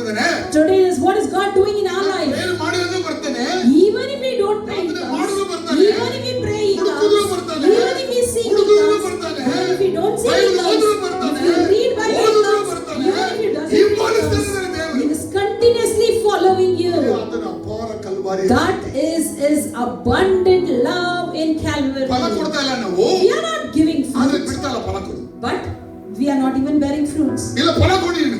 You give me the fruit. ಕೊಡಕ್ ಆಗ್ತಾ ಇಲ್ಲ. You are unable. ಇಲ್ಲ ಬಿಡು ಫಲ No, ಕೊಡು. no, no, you give. ನಮ್ಮ ಹಿಂದೆ ದೇವರು ಬಿಡ್ತಿದ್ದಾನೆ. So God is chasing after us. ಈಗ ನಾವೇನಾಗ್ಬಿಟ್ಟಿದ್ರೆ, And today what have we become? ನೀನ್ ಬರ್ತೀಯಾ? You're coming? ಬಾ ಹಿಂದೆ ಬಾ. Come follow me. ನೀನ್ ಪಾಡಿಗೆ ಬಾ, You come. ನಾನು ಪಾಡಿಗೆ ಹೋಗ್ತೀನಿ. I'll go as my fool. ಅವತ್ತು ಇಸ್ರಾಯೇಲ್ ಹಂಗೆ ಆಗ್ಬಿಟ್ರು. On that day Israelites were like that. ದೇವರ ಜೊತೆ ಇದ್ದ, God was with them. ಜೊತೆ ಇರು, You be. ನಾನು ನೀನು ನೀನು. You be on your side, I be on my ನಾನು side. ಅಂತೀರಾ. You on one side and I on the other ಸಮುದಾಯ side. ಕೂಡ, Today the ಕ್ರೈಸ್ತ society, ನಾಯಕರುಗಳು ಕೂಡ, Christian ಕ್ರೈಸ್ತ leaders, ವಿಶ್ವಾಸಿಗಳು ಕೂಡ, Christian believers. ನೀವು ಒಂದಾಗಿ ನಾವು ಒಂದಾಗಿ ದೇವರೇ, you in one path, I will be in one path. ಇರು God. ಇರು ಇರು, Be with. ನಮಗೆ ಏನೇನ್ ಬೇಕಲ್ಲ ಕೊಡಕ್ಕಿರು. You be with us to supply our needs, but I won't give you what you need. ನಿನ್ ಪ್ರೀತಿ ಮಾತ್ರ ಇರಲಿ. Let your love be in me. ಇಸ್ರಾಯೇಲ್ಗೆ ದೇವರು ಏನ್ ಮಾಡಿದ? And what did God do to that Israel now? Israel ದೇವರಿಗೆ ಏನ್ ಮಾಡಿದ್ರು? And what did Israel do in return to God? ದೇವರ ಅಪಾರ ಪ್ರೀತಿ ಕರುಣೆಗಳನ್ನು ಏನ್ ಮಾಡಿದ್ರು? God's abundance, love and mercy, what did they do? ಅಸಡ್ಡೆ ಮಾಡ್ಬಿಟ್ರು. They neglected. ಅದಕ್ಕೆ ಪೌಲ ಹೇಳಿದಲ್ಲಿ ರೋಮ 2:ರಲ್ಲಿ, So Paul says in Romans chapter 2, ಆತನ ಅಪಾರ ಪ್ರೀತಿ ಸಹನೆಗಳನ್ನು ಅಸಡ್ಡೆ ಮಾಡಬೇಡ. do not neglect his abundance, love and care. ಅವರು ಅಸಡ್ಡೆ ಮಾಡಿದ್ರು. They neglected. ಸೇವಕರು ಕಳಿಸಿ ಬುದ್ಧಿ ಹೇಳಿದ್ರು ಕೂಡ ಕೇಳಕ್ಕೆ ಹೋಗಲಿಲ್ಲ. Even the servants were sent to warn and give them good teaching. They didn't lend their ears for it. ಆ ಸೇವಕರುಗಳಲ್ಲಿ Among them, ಅನೇಕರು ಹೊಡೆದ್ರು, many were beaten up. ಕಲ್ಲಿಂದ ಹೊಡೆದ್ರು, They were stoned. ಅನೇಕರು ಕೊಂದೆ ಹಾಕಿದ್ರು. Many were even killed. ಎಸೆಕಿಯೇಲ್ ಕೊಲೆಯಾದ, Ezekiel was killed. ಕೊಂದು ಹಾಕಲಾಯಿತು. He was being killed. ಮೀಕಾ ಪ್ರವಾದಿನ ಕೊಂದು ಹಾಕಲಾಯಿತು. Prophet Micah was killed. ಜೆಹೋರಾಮ್ ಅನ್ನುವನು ಕೊಂದು And even ಹಾಕಿದ. Jehoram had come and killed Micah. ಅಮೇಸಿಯ ಕೊಂದಾಗದ ಆಮೋಸನನ್ನು, Amaziah killed Amos. ಜೆಕರ್ಯನನ್ನ ಕೊಂದು ಹಾಕಿದ. Even Zechariah was being killed. ಜೆಹೋವಾಷ್. Joash killed him. ಇವರೆಲ್ಲ ಪ್ರವಾದಿಗಳು. They all are prophets. John Baptist ಕೊಂದು ಹಾಕಿದ. Even John the Baptist was ಹೇರೋದ್ killed Raja. by Herod. ಇವರು ಸುಮ್ಮನಿದ್ರ, Were they quiet? ಗಲಾಟೆ ಮಾಡಿದ್ರು ಹೋಗಿರಲ್ಲ. Did they put up a riot? ಇವ್ರ ಮನೆ problem ಇದ್ರೆ ಬರ್ತಿದ್ರು. If they had personal problems, ರಾಜರಿಗೆ ಧಿಕ್ಕಾರ ಕೂಗ್ತಾ they ಇದ್ರು. used to raise a protest ಒಬ್ಬ for a riot. ಪ್ರವಾದಿಯನ್ನ ಕೊಲ್ಲುವಾಗ ರಾಜ ಮನೆಗೆ ಹೋಗಿ ಅಣ್ಣ ಕಾಯವ ಮಾತಾಡಲಿಲ್ಲ. When a prophet was being killed, Anna and Caiaphas did not go and speak to the king there. ಗುಂಪಾಗಿ ಜನರನ್ನು ದೇವರಿಗೆ ತಿಳಿಸುವ ಒಬ್ಬ ದೇವ ಮನುಷ್ಯನನ್ನ, ಒಬ್ಬ ದೇವನ ಅರಿಯನ್ನು ಕೊಂದು ಹಾಕುವಾಗ ಜನ ನಾಯಕನಾಗಿರುವ ಅಣ್ಣ ಕಾಯಪ್ಪ ಅವನಿಗಾಗಿ ಬಾಯಿ ತೆರೆಯಲೇ. And when a godly man was being killed by the Gentile, the people who was Anna and Caiaphas were representing them, but they never spoke on behalf of them there. Knob ಪಟ್ಟಣದಲ್ಲಿ In Nob, ಸುಮಾರು 85 ಯಾಜಕರನ್ನ ಸೌಲ್ ರಾಜ ದೋಯೇಗ್ ಮುಖಾಂತರವಾಗಿ ಕೊಂದ. Saul had killed approximately 75 people there, ಯೆಜೆಬೆಲ್ Rani and Queen Jezebel, ಸಾವಿರಾರು ಪ್ರವಾದಿಗಳನ್ನ ಆಹಾಬನ ರಾಜಕಾಲದಲ್ಲಿ ಕೊಂದ. during the period of King Ahab, she had killed thousands of prophets. Manasseh Raja And Manasseh- ಯೆಶಾಯ ಪ್ರವಾದಿಯನ್ನ ಮರಕ್ಕೆ ಕಟ್ಟಿ ಹಾಕಿ ಗರ್ಗಸದಿಂದ ಕುಯ್ದು ಕೊಂದ. And Manasseh king had tied Isaiah to the tree and cut him through the axe. ಸ್ಟೀಫನನ್ನ ಕಲ್ಲು ಹಾಕಿ ಇಸ್ರಾಯೇಲ್ಗಳೇ ಕೊಂದ. The Israelites themselves killed Stephen by stoning him to death.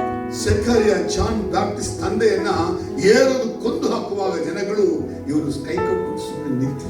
And when Herod declared to kill Zechariah, that is John the Baptist's father, the people didn't speak anything. They were standing idle. ಅದಕ್ಕೆ ಯೇಸು ಮಾತು ಹೇಳಿದ. So only Jesus said, ನೀವೆಲ್ಲ ಯಾರು ಗೊತ್ತಾ? you know who you are? ಪ್ರವಾದಿಗಳಿಗೆ ಸಮಾಧಿ ಕಟ್ಟು. You are the people who built tombs for the prophets. ಕೊಲ್ಲೋರು ನೀವೇ, You are the one who kills. ಸಮಾಧಿ ಕಟ್ಟೋರು And ನೀವೇ, you will build the tomb. Light ಬಿಡೋರು ನೀವೇ. And you will put the torch. ಅದೆಲ್ಲ ಇದೆ Bible. Is that there in the Bible? ಯಾರು ಗೊತ್ತಿದೆ ಅಂತ? How many of you know it's there? ಮತ್ತಾಯಿ 23ರಲ್ಲಿ Yesu In Matthew 23, Jesus tells that. ಕೊಂದಿದ್ದು ಇವರೇ ಪ್ರವಾದಿಗಳನ್ನ, They themselves killed the prophets. ಸಮಾಧಿ ಕಟ್ಟೋದು ಇವರೇ. They will only build the ಜನ tomb. ಹೋಗಿ ಅವ್ರನ್ನ ಪ್ರಾರ್ಥಿಸಿ And people will go and pray there themselves. And that they will put the torch over there. ಮಿಣ್ಮಿಣ ಅಂತ All glittering lights they'll put. ಏನು ಡೋಂಗಿತನ?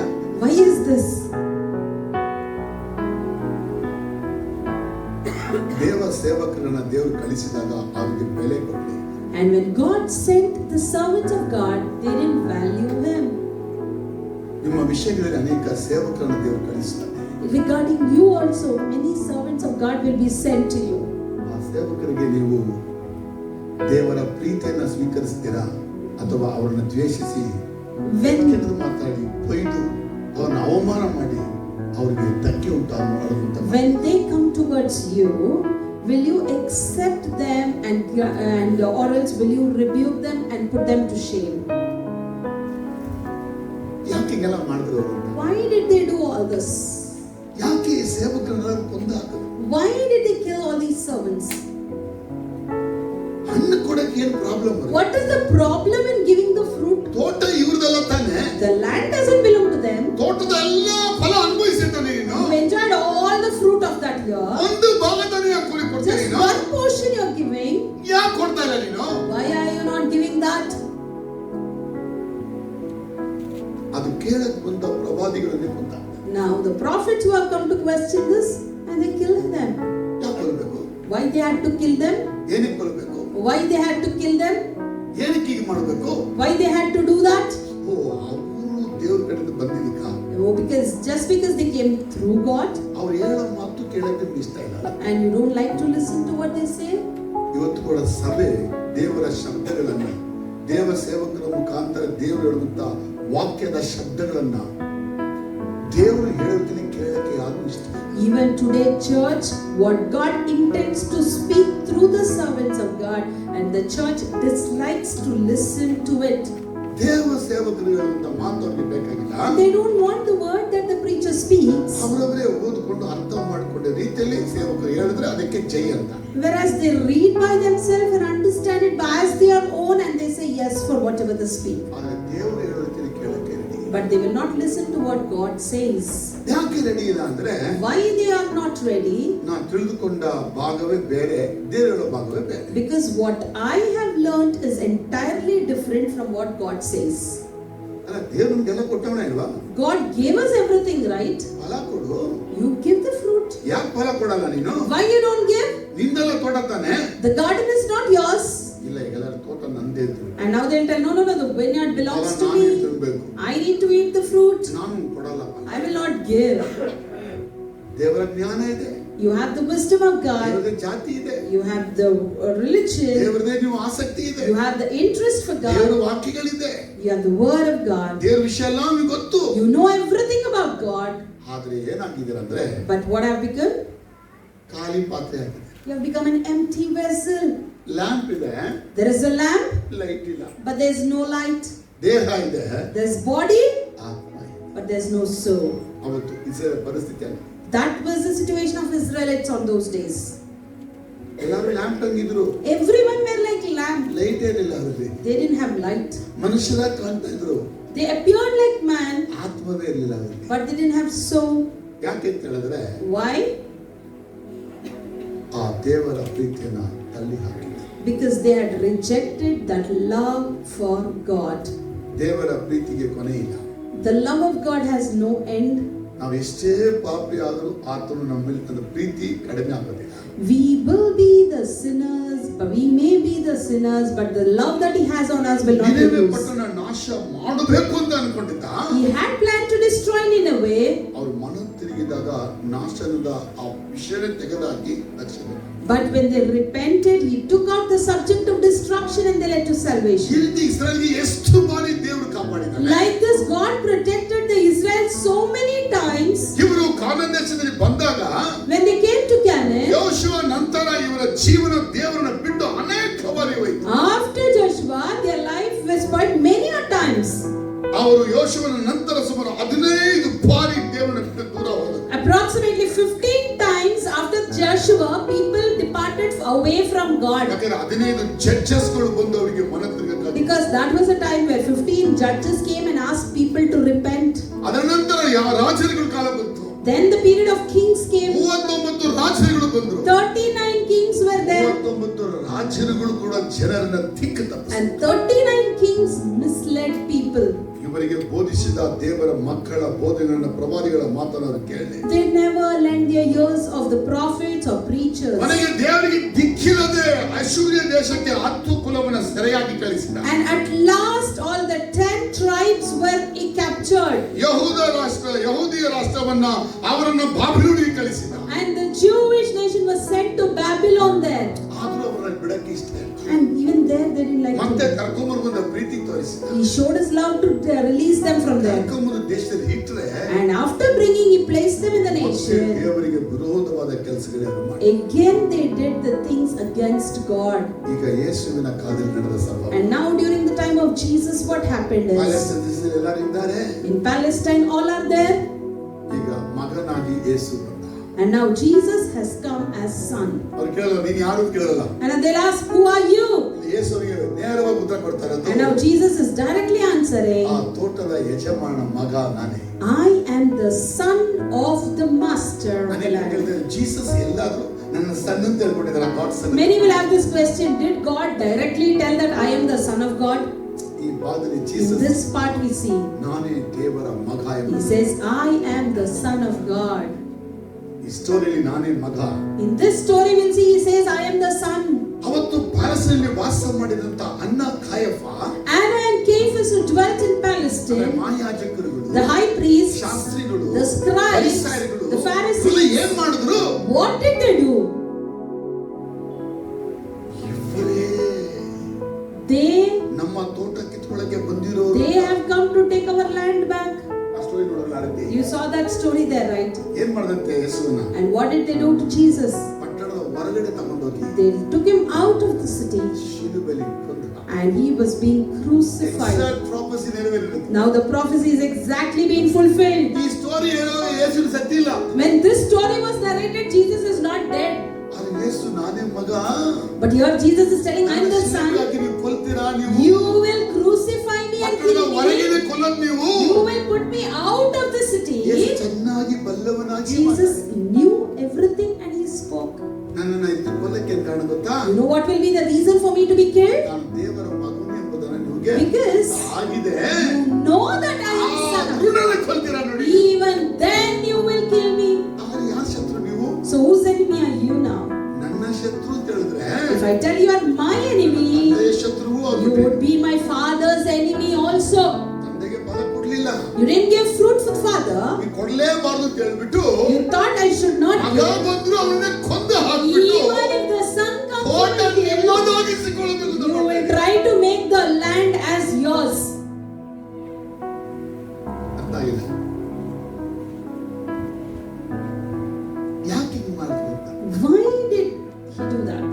ಏನಕ್ಕಾಗಿ ಹಿಂಗೆ ಮಾಡಿದ್ರು? Why was this being done? ಹಾಗಾದ್ರೆ ಇವ್ರು ಮಾಡಕ್ಕೆ ಒಂದು ವಿಷಯಗಳು ಇರ್ಬೇಕಲ್ವಾ? So there should be something for him to do, right? ಯೇಸುವನ್ನು ಅವರು ಕೊಲ್ಲುವುದಕ್ಕೆ ಏನ್ ಕಾರಣ? What is the reason for them to kill Jesus? ಅವರಿಗೆ ಪವರ್ ಬೇಕಾಗಿತ್ತು. They wanted the power. ಅವರಿಗೆ ಜಾತಿ ನಾಯಕರುಗಳೆಂಬ ಅಧಿಕಾರಗಳಿಂದ ಹೊರಗೆ ಬರಲಿಕ್ಕೆ ಅವ್ರಿಗೆ ಇಷ್ಟ ಇತ್ತು. They didn't like to come out of the position of religious leaders. ದೇವರ ಅಧಿಕಾರದ ಕೆಳಗೆ ಇದ್ದುಕೊಳ್ಬೇಕು ಅಂತ ಅವ್ರಿಗೆ ಆಸೆ ಬರಲಿ. They didn't have the desire that they have to retain under the authority of God. ನಮ್ಮ ಅಧಿಕಾರದಲ್ಲಿ ದೇಶ ಇರಬೇಕು, ಜನ ಇರಬೇಕು, ಅದು ಯೇಸು ಆದ್ರೂ ಇರಬೇಕು. Their mindset was the whole nation, people, and even Jesus should be under my authority. ನನ್ನ ಅಧಿಕಾರದಲ್ಲಿ ಇರುತ್ತೆ ಹೇಳ್ತಾರೆ ನೋಡಿ. You see, for Jesus also they say he should be under our authority. ಅದರಲ್ಲಿ ಅಧಿಕಾರದ ವ್ಯಾಮೋಹ. So they had that passion for the authority. ನೀವು ಯಾರಾದ್ರಾಗಿರಿ, You may be anyone. ನಿಮ್ಮ ಅಧಿಕಾರ ಏನಿದೆ ಆ ಚೌಕಟ್ಟು ಒಳಗೆ ಅಧಿಕಾರ ಮಾಡಬೇಕು. Your ruling or your authority should be only to that boundaries. ಆ ಚೌಕಟ್ಟು ಬಿಟ್ಟು ನಿಮ್ಮ ಅಧಿಕಾರವನ್ನ ನೀವು ಕೆಟ್ಟದಾಗಿ ದೇವರ ವಿರುದ್ಧವಾಗಿ ಮಾಡಬಾರದು. Do not misuse your authority beyond your boundaries. ಇಲ್ಲಿ ಇವರು ಅಧಿಕಾರಕ್ಕೋಸ್ಕರ ಯೇಸುವನ್ನೇ ಕೊಲ್ಲುವಷ್ಟು ಕ್ರೂರ. And here they became so cruel to kill Jesus for their. ಯಾಕೆ ಯೇಸುವನ್ನು ಕೊಲ್ಲಲೇಬೇಕು? Why they had to kill Jesus? ಯೇಸು ಹೇಳುವ ಸತ್ಯ ಅವರು Because they could not accept the truth that Jesus is telling. ಯೇಸುವಿನ ಸತ್ಯ ಏನು? What is the truth? ನೀನು ಪಾಪಿ, ಮಾಡುತ್ತಿರು. You are a sinner, repent. ನೀನು ತಪ್ಪು ಮಾಡಿದ ತಂದೆಗೆ ನೀನು ತಿರುಗು. You have done this mistake to Father, repent. ತಂದೆ ಚಿತ್ತಕ್ಕೆ ವಿರುದ್ಧವಾಗಿದೆ, ನೀನು ಮಾಡಿ ತಿರುಗು. You did things against ಯೇಸುವನ್ನು ಅವರು ಕೊಲ್ಲುವುದಕ್ಕೆ ಪ್ರಯತ್ನಿಸಿ. And they tried to kill Jesus who proclaimed the truth. ಮೂರನೇದಾಗಿ ಏನಕ್ಕೆ ಅವರು ಯೇಸು ಮೇಲೆ ಕೋಪ ಮಾಡಿದ್ರು? And thirdly, why did they get angry with Jesus? ಅವರಿಗೆ ದೇವರ ಅಧಿಕಾರಕ್ಕೆ ಒಪ್ಪಿಸಿಕೊಡಕ್ಕೆ ಇಷ್ಟವಿಲ್ಲ. Because they did not like to come into the authority of God. ಕಾರಣ ಏನು ಗೊತ್ತಾ? The reason is ಅವರಿಗೆ ಸಿಗುವ ವೈಯಕ್ತಿಕವಾದಂತ ಲಾಭಕ್ಕೋಸ್ಕರ. because of the personal benefits that they get. ಅರ್ಥ ಆಗಿದೆ? ಏನ್ ಬೆನಿಫಿಟ್ ಸಿಗುತ್ತೆ ಅವರಿಗೆ? What benefits they may get? ಏನ್ benefit ಸಿಕ್ಬಿಡ್ಬೋದು? What benefits they may get? ಅರೆ ನಾನು ನಾಯಕ, I am the leader. ನಾನೇ ಚರ್ಚ್ಗೆ pope. I will be the pope for the church. ಹೇಗಿರ್ತದೆ? How it will be? ಜನ ಎಲ್ಲ ಒಂದು ಕೈ ಮುಗಿದು People should come and bow. ಅದಕ್ಕೆ ಅವರಿಗೆ ಬೇಕು. That is what they needed. ಅದಕ್ಕಾಗಿ ಅವರು ಒಂದು ವಿಶೇಷವಾದ ಅಂಗಿಗಳು ಹಾಕ್ತಾ ಇದ್ರು. So for that they were putting that special robes. ಫರಿಸಾಯರು ಒಂದು ಅಂಗಿ ಹಾಕ್ತಾ ಇದ್ರು. Pharisees were dressed differently. ಶಾಸ್ತ್ರಿಗಳು ಒಂದು ಅಂಗಿ The ಹಾಕ್ತಾ ಇದ್ರು. scribes were dressed differently. ಈ ಅಂಗಿಗಳಿಂದ ಅವರನ್ನು ಗುರುತಿಸಿ ಅವರಿಗೆ ತಲೆ By looking at the dress, people were identifying them and respecting them. ನಮಸ್ಕಾರ ಹೊಡಿತಾರೆ. The whole society was bowing before them. ಅದು ಅವರಿಗೆ ಬೇಕಾಗಿತ್ತು. That is what they wanted. ಆದರೆ But ದೇವರಿಗೆ ಲಾಭ ನಾವು ಆಗಬೇಕು ಅಂತ ಯೋಚನೆ ಮಾಡ್ತಿಲ್ಲ. they never thought that we should be benefited to God. ಅವರಿಗೆ ದೇವರಿಗೆ ಲಾಭವಾಗಿ ನಾ ಇರಬೇಕೆಂಬ ಯೋಚನೆಯೇ ಬರಲಿಲ್ಲ. They never had that mindset that we should be benefited to God. ಬದಲಾಗಿ ಅವ್ರು ಏನಾಗ್ಬಿಟ್ರು ಅಂದ್ರೆ Instead, what happened is, ನಮಗೆ ಲಾಭ ಹೇಳಿ. what is our benefit through ನಮ್ಮ this? ಲಾಭಗಳು ಹೇಳಿ. What is our benefit? What is my benefit? ಇದೇ ಅವರಿಗೆ ಆಗಾಯ್ತು. That is what they happened. ಇವತ್ತು ನಾವು ಕ್ರಿಸ್ತಿಯನ್ ಹೆಂಗ್ ಮಾಡ್ತೀವಿ ಹೇಳಿ? Even today, how are we living a Christian life? ನಮಗೇನಿಲ್ಲ. What benefit do I get? Jesus ಇಂದ ಸಿಗುತ್ತಾ? Will I get something from Jesus? ಜೀವ ಕೊಡಿ ಸಾಲಿಲ್ಲ. Is that life not enough for you? ರಕ್ಷಣೆ ಕೊಡಿ Is ಸಾಲಿಲ್ಲ. that salvation not enough for ನಿತ್ಯ you? ಜೀವ ಕೊಡಿ Is ಸಾಲಿಲ್ಲ. that everlasting life not enough for you? ಜೀವನದಲ್ಲಿ ನೀವು ಜೊತೆ ಇರೋದು ಸಾಲಿಲ್ಲ. Throughout your life He is with you. Is that not ಅವ್ರು ಮಾಡೋ enough? ಉಪಕಾರ ಒಂದ ಎರಡ ಮೂರು ಸಾಲಿಲ್ಲ. The goodness that He has done to you is uncountable. Is that not enough? ಇದೆಲ್ಲ ಯಾರು ನೆನೆಸ್ತಾರೆ? No one thinks about it. ಎಲ್ಲರೂ ನೆನೆಸ್ತಾರೆ ಅಂದ್ರೆ Everyone thinks ಆಂಟಿ ಮುಂಗ್ರಾಗ್ತದೆ. that auntie is wondering, ಅಂಕಲಿಗೂ that uncle is going in ಅವ್ರ ಮನೆ this, ಹಂಗಿದೆ. and their house is so ಅವ್ರ big. ಕಾರ್ ಹಿಂಗಿದೆ. He is having this ಅವ್ರ car. ಬಂಗ್ಲೆ ಹಂಗಿದೆ. That bungalow is so ನಾನಂತೂ nice. ಆಗಿಲ್ಲಲ್ಲ. Why I didn't become ನನಗೆ like that? ಆಗೋ ತನಕ ಹುಚ್ಚು. Until I reach their level, I'll be ಆಗಿದ್ದ mad. ಏನು? And once I reach that level, ಪಿಸಾಚಿ ಮೇಲೆ ಕೂತ್ಕೊಳ್ಳೋ ಸವಾರಿಗೆ. we'll go and sit on Satan. ಏನಂತ? What does it mean? ನನಗೆಲ್ಲ ಇದು ನೋಡ್ದ. You see, I have everything. That proudness comes. ಅದಕ್ಕೆ ದೇವರು ಕೊಡಕ್ಕಿಲ್ಲ. So only God will not give you. ಅದಕ್ಕೆ ಅದೆಲ್ಲ ಬೇಡ ಅಂತ ಹೇಳಿ. So He says that's not required. ಅದಕ್ಕೆ ಯೇಸು ಭೂಮಿಲಿ ತೆಗಿಗಿದ್ದ. So only how Jesus was when He was in the world. ಎಲ್ಲವೂ ಇಲ್ಲದವನಾಗಿ Even though He lived as He had nothing. ನಮ್ಮನ್ನು ಐಶ್ವರ್ಯವಂತನಾಗಿ ಮಾಡಕ್ಕಾಗಿ ಬಡವನಾಗಿ. If to make us rich, He became poor. ನಿಜ ಎಲ್ಲವೂ ಇದ್ರೆ ನಾವು ದೇವ್ರ ಜೊತೆ ಹೋಗಕ್ಕಿಲ್ಲ. It's true. When we have everything, we'll not run behind God. ಎಲ್ಲ ಇಲ್ಲ ಅಂದ್ರೆ ಯೇಸು ದೇವ್ರ ಜೊತೆ. If we don't have, we will run behind God. ಎಲ್ಲಿ ಆಗ್ಬೇಕು ಅಂತ. Which do you need? ಅದು ನಮ್ಮ ಹತ್ರ ಆಸೆ. But we have a desire. ಯಾರು ನಮಗೆ ಗೌರವ ಕೊಡಕ್ಕಿಲ್ಲ. No one will honor us. ನಮ್ಮ ಸ್ವಾರ್ಥ ನಮಗೆ ನೆರವೇರಬೇಕು. Our selfish things should be ನಾವು ಎಲ್ಲರೂ fulfilled. ಬಂದು ನಮಸ್ಕಾರ ಹೊಡೆದ. Everyone should come and bow before us. We'll be happy. ನಾನು ಹೋಗಿ ನಮಸ್ಕಾರ ಹೊಡೆದ ಚೆನ್ನಾಗಿ. I going and bowing to them is not nice. ಪೂಜೆ ಚೆನ್ನಾಗಿದೆ ಅಂತ ಕೇಳಿ. Some people should come to you and ask you, "Are you fine?" ಇದೇ ಅವ್ರು ಮಾಡಿದ್ರೆ ನಾವು ಅದೇ ಮಾಡ್ತೇವೆ. That is what the Jews did there, and even we are doing the same. ಎಷ್ಟು ಮಂದಿ ಇದು ಬೇಡ ಅಂತ ಬಿಟ್ಬಿಡ್ತಾರೆ. How many of you will stop that lifestyle for today? ಬೇಕಾಗಿಲ್ಲಪ್ಪ ಇಂಥದೆಲ್ಲ. Oh, I don't need all that anymore. ಅಯ್ಯೋ, ಚೀ ಇದೆಲ್ಲ ಬೇಕಾಗೇ ಇಲ್ಲ. Oh, I don't need that anymore. ಮನುಷ್ಯರಿಂದ ಬರುವ ಹೊಗಳಿಕೆಯನ್ನ ಬಯಸಬೇಕು. Do not wish for the praises that comes from man. ಎಷ್ಟು ಹೊಗಳಿಕೆ ಮನುಷ್ಯರು ಕೊಡ್ತಾರೋ To what extent a man praises you, ಅಷ್ಟೇ ಅವಮಾನ ಅದೇ ಮನುಷ್ಯರು. the same man will give you the shame to that same extent. ಹೊಗಳೋದು ಎಷ್ಟು ಸಿಗುತ್ತೋ ತೆಗಳೋದು ಅಷ್ಟೇ ಲಾಭ. How much praise you get, to that much insult you face. ಅದಕ್ಕೆ ಜನರಿಂದ ಬರುವಂತರು ಯಾಕಬೇಕು? So why do you need that comes from people? ಯೇಸು ಜನಗಳಿಂದ ಬರುವುದನ್ನು ಸ್ವೀಕರಿಸಿದ. Jesus never accepted anything from people. ಸ್ನಾನಿಕನಾದ ಯೋಹಾನ ಜನರಿಂದ ಬರುವುದನ್ನು ಸ್ವೀಕರಿಸಲಿಲ್ಲ. John Baptist never accepted anything that comes from people. ನಾವು ಜನರಿಂದ ಬರುವುದನ್ನು ಸ್ವೀಕರಿಸಬಾರದು. Today even we should not accept what comes from ನಮ್ಮಿಂದ people. ಅವ್ರು ಒಳ್ಳೇದಾಯ್ತು ಅಂತ ಹೇಳಿದ್ರೆ ಅದು ನಮ್ದಲ್ಲ.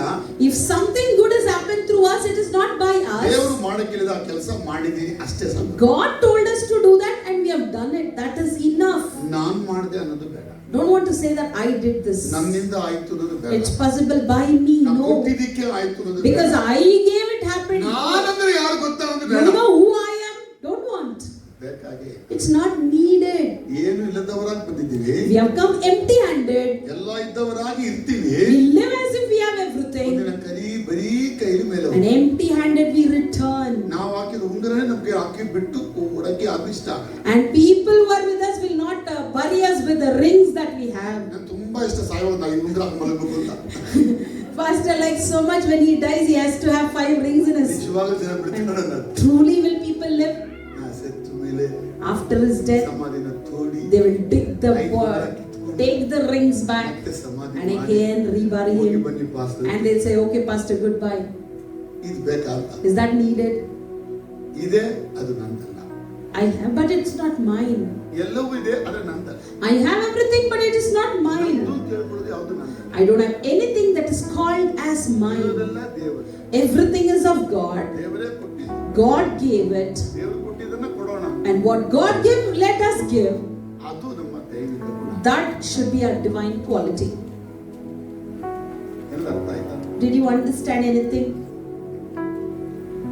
ಈಗ ದೇವರು ಏನ್ ಮಾಡಿದ? Now what God has done? ಫಲ ಕೊಡದೆ ಹೋದಂತ ಇಸ್ರಾಯೇಲ್ ಏನ್ ಮಾಡಿದ? The Israelites who didn't bear fruit for them. ಮೊದಲು ಅವರಿಗೆ ನಾಶ ಮಾಡಿದ. Firstly, he destroyed them. ಎಲ್ಲ ಲಾಸ್. Loss for them. ಎರಡು ಅವ್ರನ್ನ ದೇಶದಿಂದ ಓಡಿಸಿದ. Secondly, put them out of the nation. ಸೆರೆಗೆ ಕಳಿಸಿದ. Captivated. ಕೊನೆಗೆ ಆ ಪಟ್ಟಣವನ್ನೇ ಸುಟ್ಟಾಗ. And thirdly, the whole city was burnt. ಅದು ಯೆಶಾಯನಿಗೆ ನೆರವೇರ್ತಂಗೆ.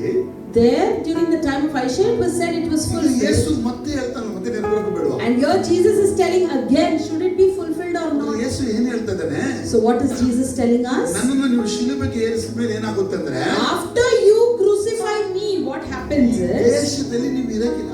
you will not be in this nation. ದೇಶದಿಂದ ಓಡಿಸ್ತೀನಿ. We'll put you out of the ದೇಶದ nation. ಒಳಗೆ ಬರದಂತೆ ಬೇಲಿಲ್ಲ ಕಿತ್ತಾಕ್ತೀನಿ. We'll take out the fence that you would not come in the ದೇಶ nation. ನಿಮ್ಮ ವಶವಾಗುತ್ತೆ. The nation will not be yours. ಯೇಸುವಿನ ಶಿಷ್ಯರು ಹೇಳ್ತಾರೆ, And the disciples tell, ಸ್ವಾಮಿ ನೋಡಿ ದೇವಾಲಯ ಎಷ್ಟು ಚೆನ್ನಾಗಿದೆ ನೋಡಿ. Lord, Lord, look at the temple. It is so beautiful. ಎಂತ ಅಲಂಕಾರವಾಗಿದೆ ನೋಡಿ. So grand it What is. a beautiful temple. Such a beautiful temple. ಅದಕ್ಕೆ ಸ್ವಾಮಿ ಅಮ್ಮ ಹೌದು ಹೌದು ಹೌದು ಅಂತ ಹೇಳ್ಬೇಕಾಗಿತ್ತಲ್ವಾ? Jesus should have told yes for that, right? ನೋಡ್ತಾ ಇದ್ದೀರ ತಾನೆ? You're watching, right?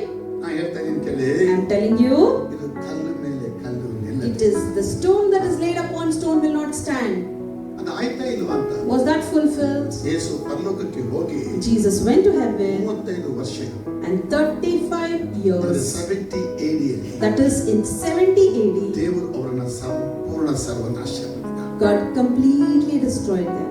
ದೇಶದಿಂದ ಕಿತ್ತು ಭೂಮಿಯ ಎಲ್ಲಾ ಕಡೆಗೆ ಎಸೆದ. And they were taken out from the nation and ಆ scattered throughout ದೇಶವನ್ನು the world ಕಾಡಾಗಿ ಮಾಡಿದ. and made that nation as a ಆ wilderness. ದೇಶದ ಎಲ್ಲಾ ಆಶೀರ್ವಾದ ಅವರಿಗೆ ಇಲ್ಲದಂತೆ ಮಾಡಿದ. All the blessing disappeared. ಈಗ ಮತ್ತೆ ಅವರನ್ನ ಕಟ್ಟಿರುವುದು ದೇವರೇ. And again, God Himself is building. ಈಗ ಮತ್ತೆ ಅವ್ರ ದೇಶಕ್ಕೆ ಬಂದಾರೆ. And now they have come again ಯಾಕಂದ್ರೆ ಅವ್ರ ಮೇಲೆ ದೇವರು ಇನ್ನೂ ಪ್ರೀತಿ ಇದೆ. because God loves them. ನಮಗೆ ಕತೆ ಇಲ್ಲ. But what is about us? ನಾವ್ ಹೆಂಗಿರ್ಬೇಕು ಅಂತ. How should we be? ಮರಕ್ಕೆ ಹಿಂಗಾದ್ರೆ If the tree is having this, ಆ ಮರದ ಕೊಂಬೆ ಕೆಳಗೆ ಬಿತ್ತು ಅಂತ ಈಗ ನಮ್ಮನೆ ಅಂತ ಕಟ್ಟಿದ್ದಾರೆ. and because the branch has fallen now, we are being tied there for like a branch. ನಿಜವಾದ ಮರದ ಕೊಂಬೆ ನಾನು ನೀವು ಅಲ್ಲ. We are not the true branches of the tree. ಆ ಕೊಂಬೆ ಬಿತ್ತಲ್ಲ ಅಂತ ನಮ್ ತಗೊಂಡು ಅಲ್ಲಿ ಸಿಕ್ಸಿರೋದು. That branch fell down and we are just stuck there. ಗಾಡಿ ಒಬ್ಬ ಬಿಡ್ಬೋದು. Anytime, any moment we may fall. ಯಾರು? Who? ಸುಮ್ಮನೆ ನಾನು I.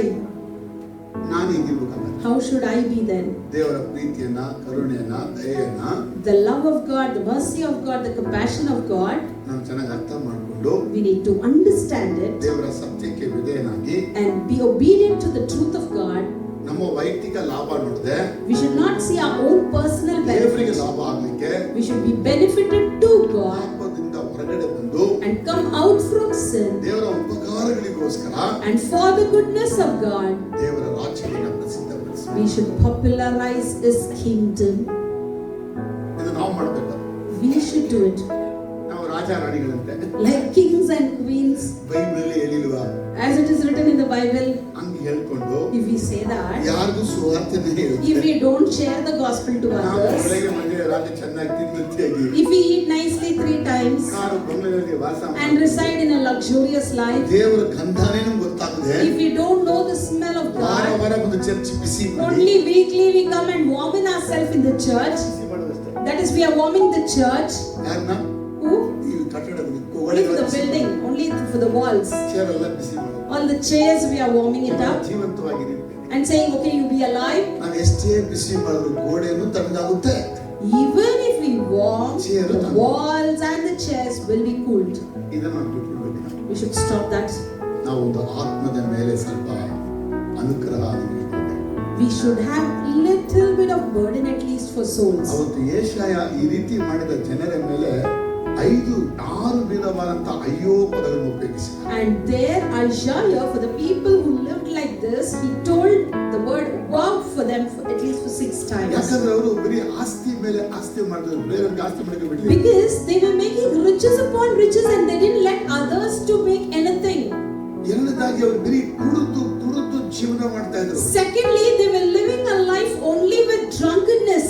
ಜೀವನ ಸೊಗಸಾದಕ್ಕೆ ಮತ್ತೆ ತೆಗೆದುಕೊಂಡೋದ್ರು. They gave importance for luxuries. ಮೂರನೇದಾಗಿ And thirdly, ದೇವರ ಪರವಾಗಿ ಇದ್ದೀವಿ ಅಂತ ಹೇಳಿಕೊಂಡು ದೇವರ ಪರವಾಗಿ ಇರಲಿಲ್ಲ. they said that they are on behalf of God, but they were not. ಅವರು ಒಳ್ಳೆದಿಗೆ ಕೆಟ್ಟದ್ದು ಹೇಳ್ಬಿಟ್ಟು ಕೆಟ್ಟದಿಗೆ ಒಳ್ಳೆಯದು. For goodness they said bad, for bad things they said good. ನೀತಿಯಾಗಿ ಮಾತಾಡುವಾಗ ಅನೀತಿಯಾಗಿ ಮಾತಾಡಿದ್ರು. For a righteous talk they spoke unrighteous there. ಎಲ್ಲಾರ ಒಳಗೆ ಜಂಬ ತುಂಬಿಕೊಂಡ್ರು. Everyone had proudness in them. ದೇವರ ಮುಂದೆ ತಗ್ಗಿಸುವಂತ ಜೀವಿತ ಇರಲಿಲ್ಲ. They didn't have the life to humble themselves before God. ನೀತಿ ನ್ಯಾಯಗಳನ್ನ ಕೆಡಿಸಿ ಹಾಕಿ ಕೆಟ್ಟದನ್ನ ತಲೆ ಎತ್ತಿ ಮೆರೆಯುವುದು. They ruined that righteousness and justice and uplifted injustice. ಇದು ಯೆಶಾಯನಿಂದ ನಡೆದಂತ ಇಸ್ರಾಯೇಲ್ ಚರಿತ್ರೆ.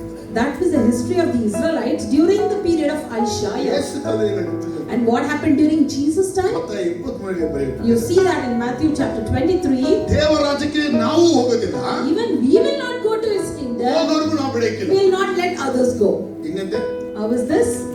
ನಾನು ಮೊದಲು ಹೋಗ್ಬೇಕಾ ಬೇಡವಾ? I was supposed to go there, right? ನಂದೇ ಗ್ಯಾರಂಟಿ ಇಲ್ಲ. I am only more not assured. ಇವ್ರು ಒಳಗೆ ಬರೋದು. How can he come in? ಹೋಗೋರ್ಗೂ ದಾರಿ ತಪ್ಪಿಸೋದು. We will mislead the people who are going. ಒಂದು ನೀನು ಹೋಗಿಲ್ಲ ಅಂದ್ರೂ ಪರವಾಗಿಲ್ಲ. If you don't go also, it's okay. ಹೋಗೋರಿಗೆ ಮಿಸ್ಲೀಡ್ ಮಾಡಬಾರ್ದು. Do not mislead the people who are going. ನಿನಗೆ ಇಷ್ಟ ಇಲ್ಲ ಬರಕ್ಕೆ. You don't like to come? ನೀನು ಹೆಂಗ್ ಬೇಕಾದ್ರೆ ಬಾಳ್ಕೊಂಡು You live as you wish. ಆದ್ರೆ ಮತ್ತೊಬ್ರು ದೇವರಾಜ್ಯದ ಒಳಕ್ಕೆ ಹೋಗ್ಲಿಕ್ಕೆ ತಪ್ಪು ಮಾಹಿತಿ. But do not mislead others. ಮತ್ತೊಬ್ಬರನ್ನ ಬದಲಾಯಿಸಕ್ಕೆ ನೋಡ್ತಾರೆ.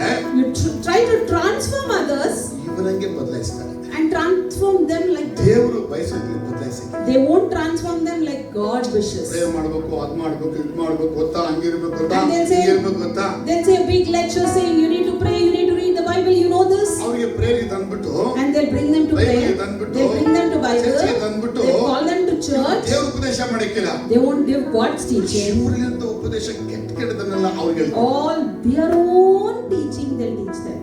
ಏನಂತ ಅರ್ಥ? What does that mean?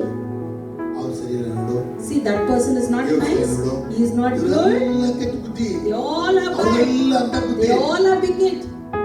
ಅದು ರಕ್ಷಣೆಗೆ ತಂದವರಿಗೆ ಹೇಳ್ಬೇಕಾದ ವಿಷಯನ.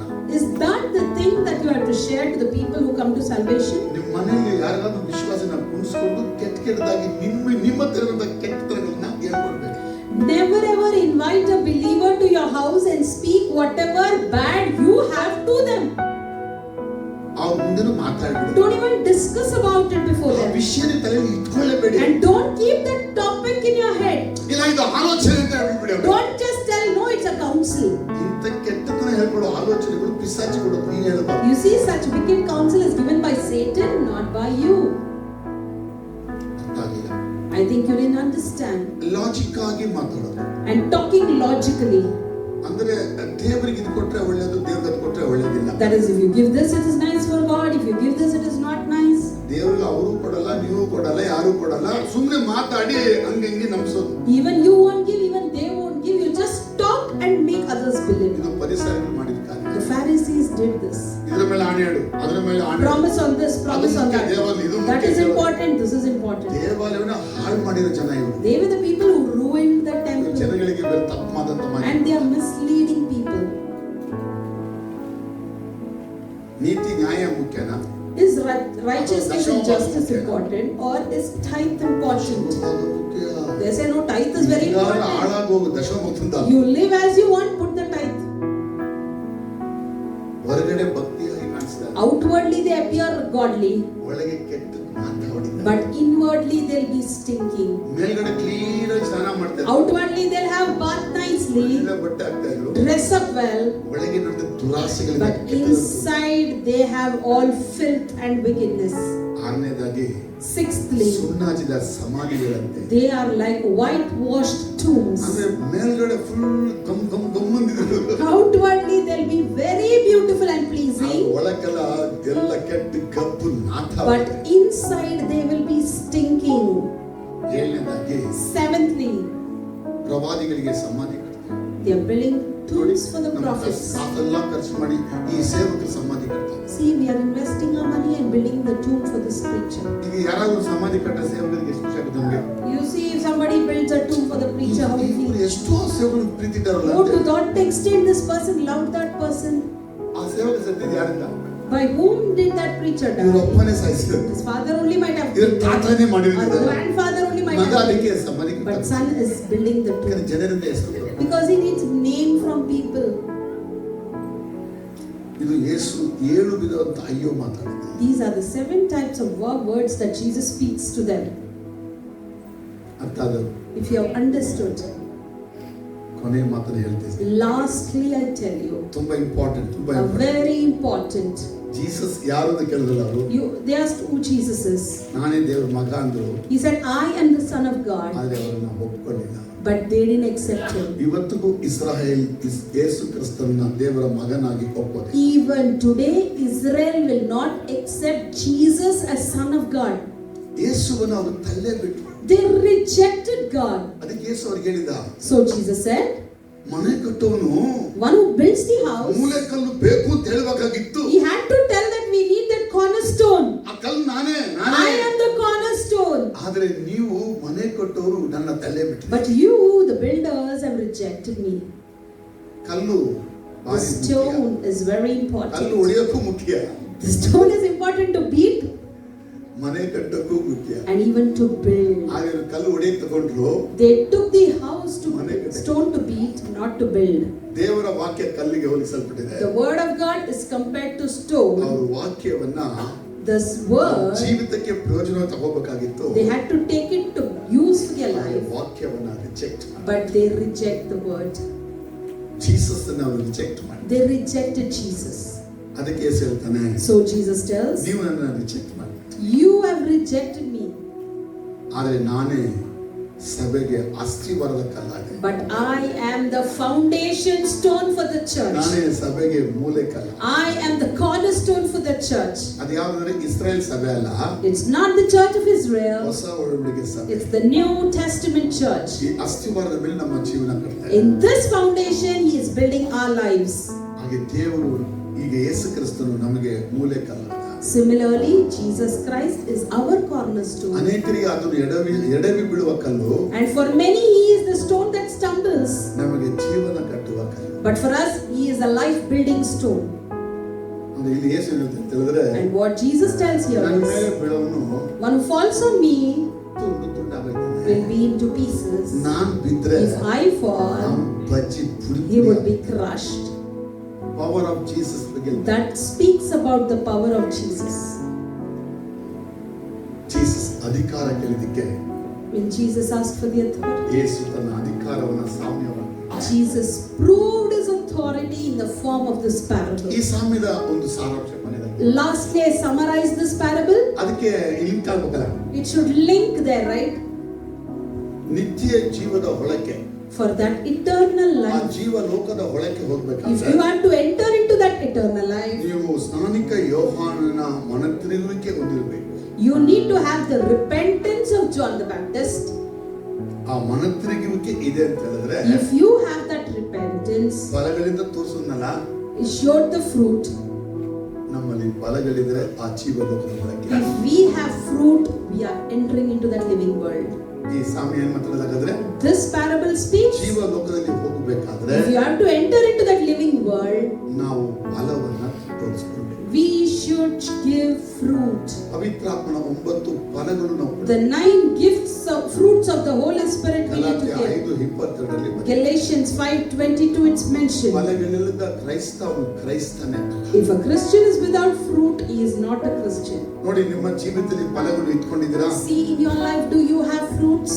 ನಿಮ್ಮ ಜೀವಿತದಲ್ಲಿ ಫಲಗಳು ಇಟ್ಕೊಂಡಿದ್ದೀರಾ? Do you have fruits? ಯಾವುದು ಪವಿತ್ರಾತ್ಮನ ಫಲ? Which are the fruits of the Holy Spirit? Preethi, Santhosh, The love, joy, ಸಮಾಧಾನ, peace, ದೀರ್ಘ ಶಾಂತಿ, ದಯೆ, ಉಪಕಾರ, ನಂಬಿಕೆ, ಸಾಧತ್ವ, ಕ್ಷಮೆ,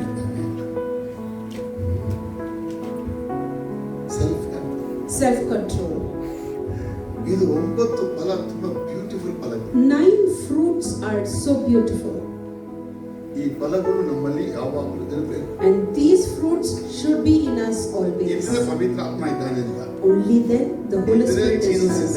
Only then Jesus ಇದ್ರೆ is in us. ತಂದೆ ಇದ್ದಾನೆ. Only then Father God is in us. ಇದ್ರೆ ಜೀವಲೋಕದ ಒಳಗೆ ಹೋಗಿ. Only then we will enter into that living ಈ world. ಫಲ ಇಲ್ಲ ಅಂದ್ರೆ If these fruits are not there, Bible ಓದಿದೆ waste. we read the Bible and it's of waste.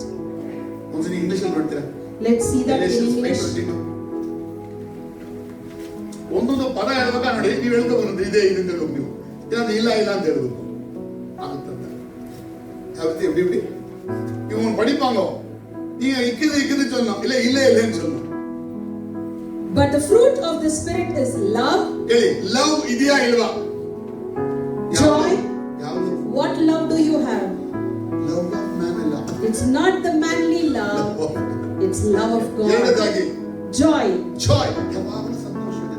You should be happy always. Peace. ದುಃಖವಾಗಿ ಒಂದಿನ ಇರಬಾರ್ದು. You should not be sad. Thirdly, peace ಅಂದ್ರೆ peace. ಯಾವಾಗಲೂ ಸಮಾಧಾನ. You should be always peaceful. ಯಾಕೆ ಬಂದ್ರಿ ಪ್ರಿಯ? ಯಾಕೆ ಹಿಂಗಾಗ್ಬಿಟ್ರಿ ನೀವು? Why are you like this? ಅಯ್ಯೋ, ಅದೆಲ್ಲ ಹೇಳಂಗೆ ಇಲ್ಲ. You should never be tense. ಏನಿದ್ರು ಇಲ್ಲಾಂದ್ರೂ Any time you should remain peaceful. ಆಮೇಲೆ Patience. You should be patient always.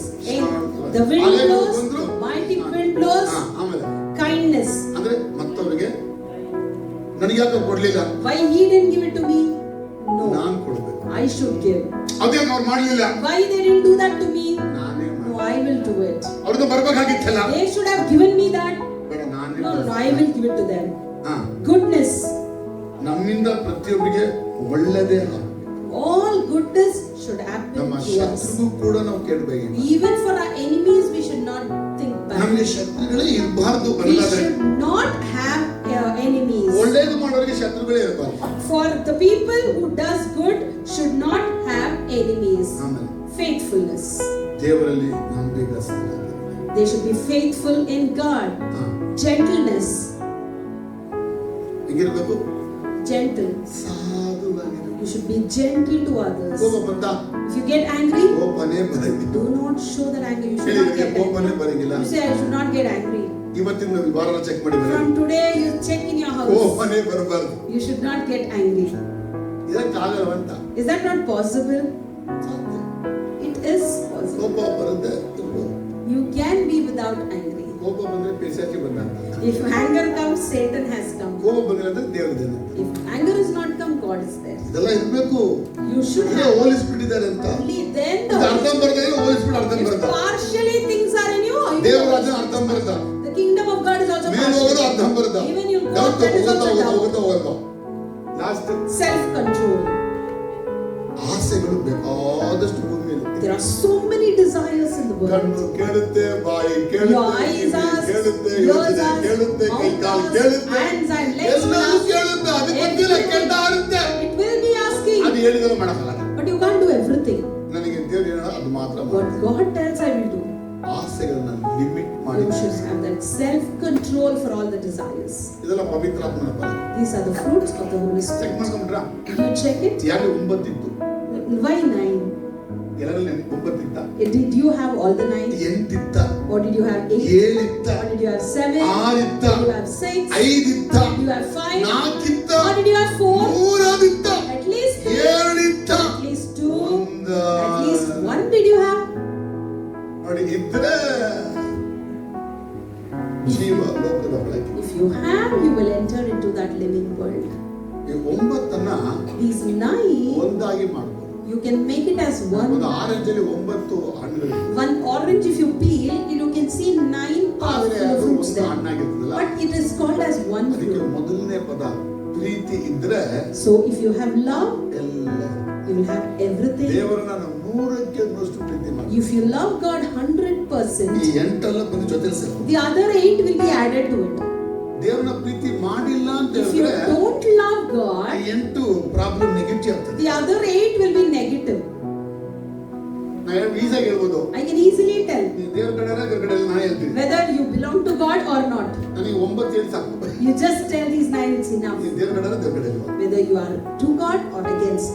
ಅರ್ಥ ಮಾಡ್ಕೊಳ್ಳಿ. Understand ಈ this. ಪ್ಯಾರಬಲ್ ಜೀಸಸ್ ಹೇಳಿದ ಉದ್ದೇಶ ಏನು? The purpose why Jesus told this parable is, ಮನ ತಿರುಗಿದ್ರೆ ಫಲ if you repent, you bear fruit. ಫಲ ಇಲ್ಲದೆ ಹೋದ್ರೆ If without fruit, ನಿತ್ಯ ಲೋಕದಲ್ಲಿ ಪ್ರವೇಶ.